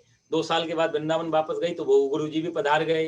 तीसरी बार बद्रीनाथ जाना हुआ, वहां एक झोपड़ी में बड़े अच्छे महात्मा बैठे थे, उनको गुरुजी बना लिया। अरे महाराज थाने के बताऊं, 2-3 साल में फिर बद्रीनाथ जाना हुआ तो पता लगा वो गुरुजी भी नहीं बचे, वो भी पधार गए। तो आपको देख के लग रहा है आप तो थोड़े ठीक ठाक हो, थोड़ा चल जाओगे गुरुजी। तो महात्मा जी बोले भैया मेरे को बहुत जीना है, तू जितने गुरु जी बनाते सब पधार जाते 2-3 सालों। कहने का मेरा भाव ये है, गुरु का अर्थ ये नहीं कि कोई शरीरधारी व्यक्ति हो। निष्ठा हम कहाँ टिका पाते हैं, भाव हम कहाँ टिका पाते, समर्पण हमारा कहाँ वही है आचार्योपासनम शौचम सर स्थैर्य आत्म विनिग्रह। यहाँ भगवान ने ये जो शौचम पवित्रता के बारे में बताया, स्थैर्य स्थिरता होनी चाहिए, चंचल नहीं होना चाहिए, कभी ये भी जान लिया कभी वो भी जान लिया। और आत्म विनिग्रह का होता है मन का वश में होना। मन का वश में होने का अर्थ यही हुआ कि मन जो हमें दौड़ा रहा है वो हमारा दौड़ाना बंद कर दे। सही में कोई काम है तो हम चले उस काम को करें, सिर्फ मन ये ना कहे कि अभी खाली बैठे हो तो ये कर लो, जरूरी नहीं। तो अभी क्या है, मन हमसे काम ले रहा है, हम मन से काम लेने लगे। काम वही होगा, हम भोजन भी करेंगे, स्वादिष्ट भी करेंगे, लेकिन मन के कारण नहीं, अपने कारण। तो मन से हम काम लेने लगे, यही मन को वश में करने का है। कई लोग सोचते मन को वश में करना मतलब जैसे जीव को एक बनारस में एक महर्षि हुए हैं, उनका नाम अच्छा, हालांकि बहुत श्रेष्ठ और महापुरुष हैं। उन्होंने क्या किया कि अपनी जिह्वा में लकड़ी फांसा ली, मैं बोलूंगा ही नहीं। उनका नाम था काष्ठज्यूहा स्वामी, बड़ा फेमस नाम है काशी में, काष्ठज्यूहा, जिसने अपनी जीभ में काष्ठ मतलब लकड़ी फांस। क्योंकि वो एक लंबी चर्चा है, कोई संगीतकार था और कोई तार्क विद्वान था, उससे तर्क हुआ, उसने कहा यदि मेरे को हरा दोगे तो मैं मर जाऊंगा। इन्होंने बेचारे सामान्य व्यक्ति थे, ऋषि थे, इन्होंने उसको हरा दिया। वो मरने की तैयारी करने लगा। उसने बोला कि मैंने तो सोचा मैं ही सबसे बड़ा विद्वान हूँ। ये रात में पहुंचे, बोला तू मर जाएगा, तुझे मालूम तेरे साथ कितनी बड़ी चीज चली जाएगी, क्यों मरना चाहता है। विद्वान होने का ये मतलब कि तू हर किसी को हरा पाए। इसलिए ऐसा मत कर। और तुझे यदि लगता है कि तू ही विद्वान रहना चाहता है अकेला काशी में, तो मैं आज से संकल्प लेता हूं, ये सन्यासी कभी आज के बाद बोलेगा ही नहीं। तो एक लकड़ी फाड़ी बीच में से और जीभ में फंसा दी, और पूरा जीवन उस नियम का पालन किया और बोले नहीं, इसलिए उनका नाम पड़ गया काष्ठक जीवा स्वामी। तो उसका पर्पज अलग था। पर लोग अपने आप को साधने के लिए भी कई बार ऐसे कोशिश करने लगते हैं, कोई कान में रुई डालेंगे, कोई आंख में पट्टी लगा लेंगे, कोई, तो मन को बस में उससे नहीं होता। मन एक भीतर की चीज है, हम इंद्रियों पे पट्टी लगाए, मन को बस में आए कि मन के साथ हम एक पहले पहचाने और फिर उसको मन को ऑर्डर दें, ना कि मन से ऑर्डर ले। ये होता है स्थैर्य आत्म विनिग्रह। इस प्रकार से जो चीजें करता है। इसके बाद भगवान आगे के श्लोकों में फिर चर्चा करेंगे। इंद्रियार्थो वैराग्य, जन्म मृत्यु जरा व्याधि, अशक्ति, रन विश्वंगा, पुत्र दाराग्य, इन सब चीजों कहने मतलब संसार की जितनी भी चीजें हैं इनसे अनाशक्ति हो जाए। अनाशक्ति का अर्थ ये नहीं कि छोड़ के भाग जाएं, यही मान के चलें जब मैं आया था इस दुनिया में तब भी दुनिया बनी हुई थी, जब मैं हूं तब भी दुनिया बनी है। मेरे बिना इस दुनिया का कोई काम रुकने वाला नहीं है। आज मैं मर जाऊं तो कल भी आपका काम वैसे ही चलेगा जैसे चल रहा है। किसी को किसी की परवाह नहीं है साहब। हम बोलते हैं कि तुम्हारे बिना हमारा क्या होगा या हमारे बिना तुम्हारा, सबका काम चलता। मैंने आपको दूध वाली स्टोरी सुनाई थी, गुरुजी ने कहा तुम पी लो तुम मर जाओगे बच्चा बच जाए, कुछ नहीं, सब भाग गए। सबके बिना हमें सिर्फ जब तक जीते हैं तब तक लगता है ना, एक जैसे छिपकली चिपकी होती है ना दीवार में, छत में, तो छिपकली को लगता है कि मैंने पूरी छत रोकी हुई है, मैं यदि हटूंगी तो छत गिर जाएगी। ये बहम छिपकली को पूरा जीवन सताता है। हमको भी ऐसी छिपकली की रहे, सारा परिवार हमने अपना, भगवान ने गोवर्धन उठा करके ये सिद्ध किया था कि गोवर्धन तेरे तुम्हारी लाठियों पे नहीं मेरी उंगली पे है। जिस दिन इतना फर्क पड़ जाए, इतना समझ आ जाए कि उंगली हमारी जरूर लगी है, लाठी हमारी जरूर लगी है, लेकिन उंगली तो परमात्मा सारा उस पे टिका है। हमारे पे कोई बड़े बड़े लोग आए, आकर के कब्रों में समा गए, समाधियां बनी है, कब्रें बनी है, किले बने हैं, क्या रोशनी होती थी, कभी उनके जलवे होते थे साहब, कुछ भी तो नहीं बचा। दुनिया बाकायदा सब ज्यों की त्यों चल रही, सब चलता रहे। कोई जिस दिन ये पता लग जाए कुछ रुकता है, उस दिन सबसे पहले अहंकार नीचे गिरने लगता, आसक्ति नीचे गिरने लगती। फिर हम सब परिवार के, जैसे कमल पानी में रहता है लेकिन पानी उसमें समाता नहीं, पानी डालो बूंद फिसल के नीचे गिर जाती। तो ऐसे ही जल में जीवन कमल का है, जग में जीवन हमारा है। ऐसे ही रहे, जग के बीच में रहना ही पड़ेगा, कोई दूसरा तो जगह है नहीं। लेकिन इस हिसाब से रहना शुरू, तो उसको बोलते हैं अनाशक्ति। इस हिसाब से जो रहता है। और अध्यात्म ज्ञान नित्यत्व तत्व ज्ञानार्थ दर्शनम, ये जो अध्यात्म का ज्ञान है उसमें निरंतर रहना, कहने मतलब इसमें सतत चेष्टा। ये कोई ऐसा नहीं एक बार पकड़ में आ जाए अनुष्ठान, ये अभ्यास, थोड़ा थोड़ा अभ्यास इस विषय में होते रहना चाहिए। क्योंकि मैंने आपसे कहा ना कि ये छोटे छोटे प्रैक्टिकल होते रहने चाहिए। कभी अपने आप को शरीर से अलग मानना, कभी कभी कोई ऐसा चीज आ जाए तो फट हम उसको प्रैक्टिकल करके देख लेना। तो छोटी छोटी चीजों का यदि एक्सपेरिमेंट चलता रहेगा तो धीरे धीरे धीरे धीरे ये आज जो बीच का जो पर्दा है वो गिरता रहेगा, धीरे एक ट्रांसपेरेंसी आती रहेगी साथ में। तो ज्ञान में प्रैक्टिकल होना बहुत जरूरी है। 13वां अध्याय पूरा प्रैक्टिकल का है। 12वें श्लोक में भगवान ने कह दिया कि ये जो ज्ञेय है इसको जानने के लिए उस परमात्मा को अच्छी तरह से कहूंगा और जानकर तू अमरता का अनुभव कर लेगा। इसका मतलब अमृत मिल नहीं जाएगा, इसका अर्थ भगवान ये भी यहाँ बता रहे हैं अमरता का अनुभव कर लेगा। अर्थ ये हुआ कि भगवान कोई अमृत का घड़ा नहीं दे रहे हैं, वो ये कह रहे हैं तू अमर है ही पर तुझे मालूम नहीं है। तू अमर ही है लेकिन तुझे लगता है मैं मर जाऊंगा।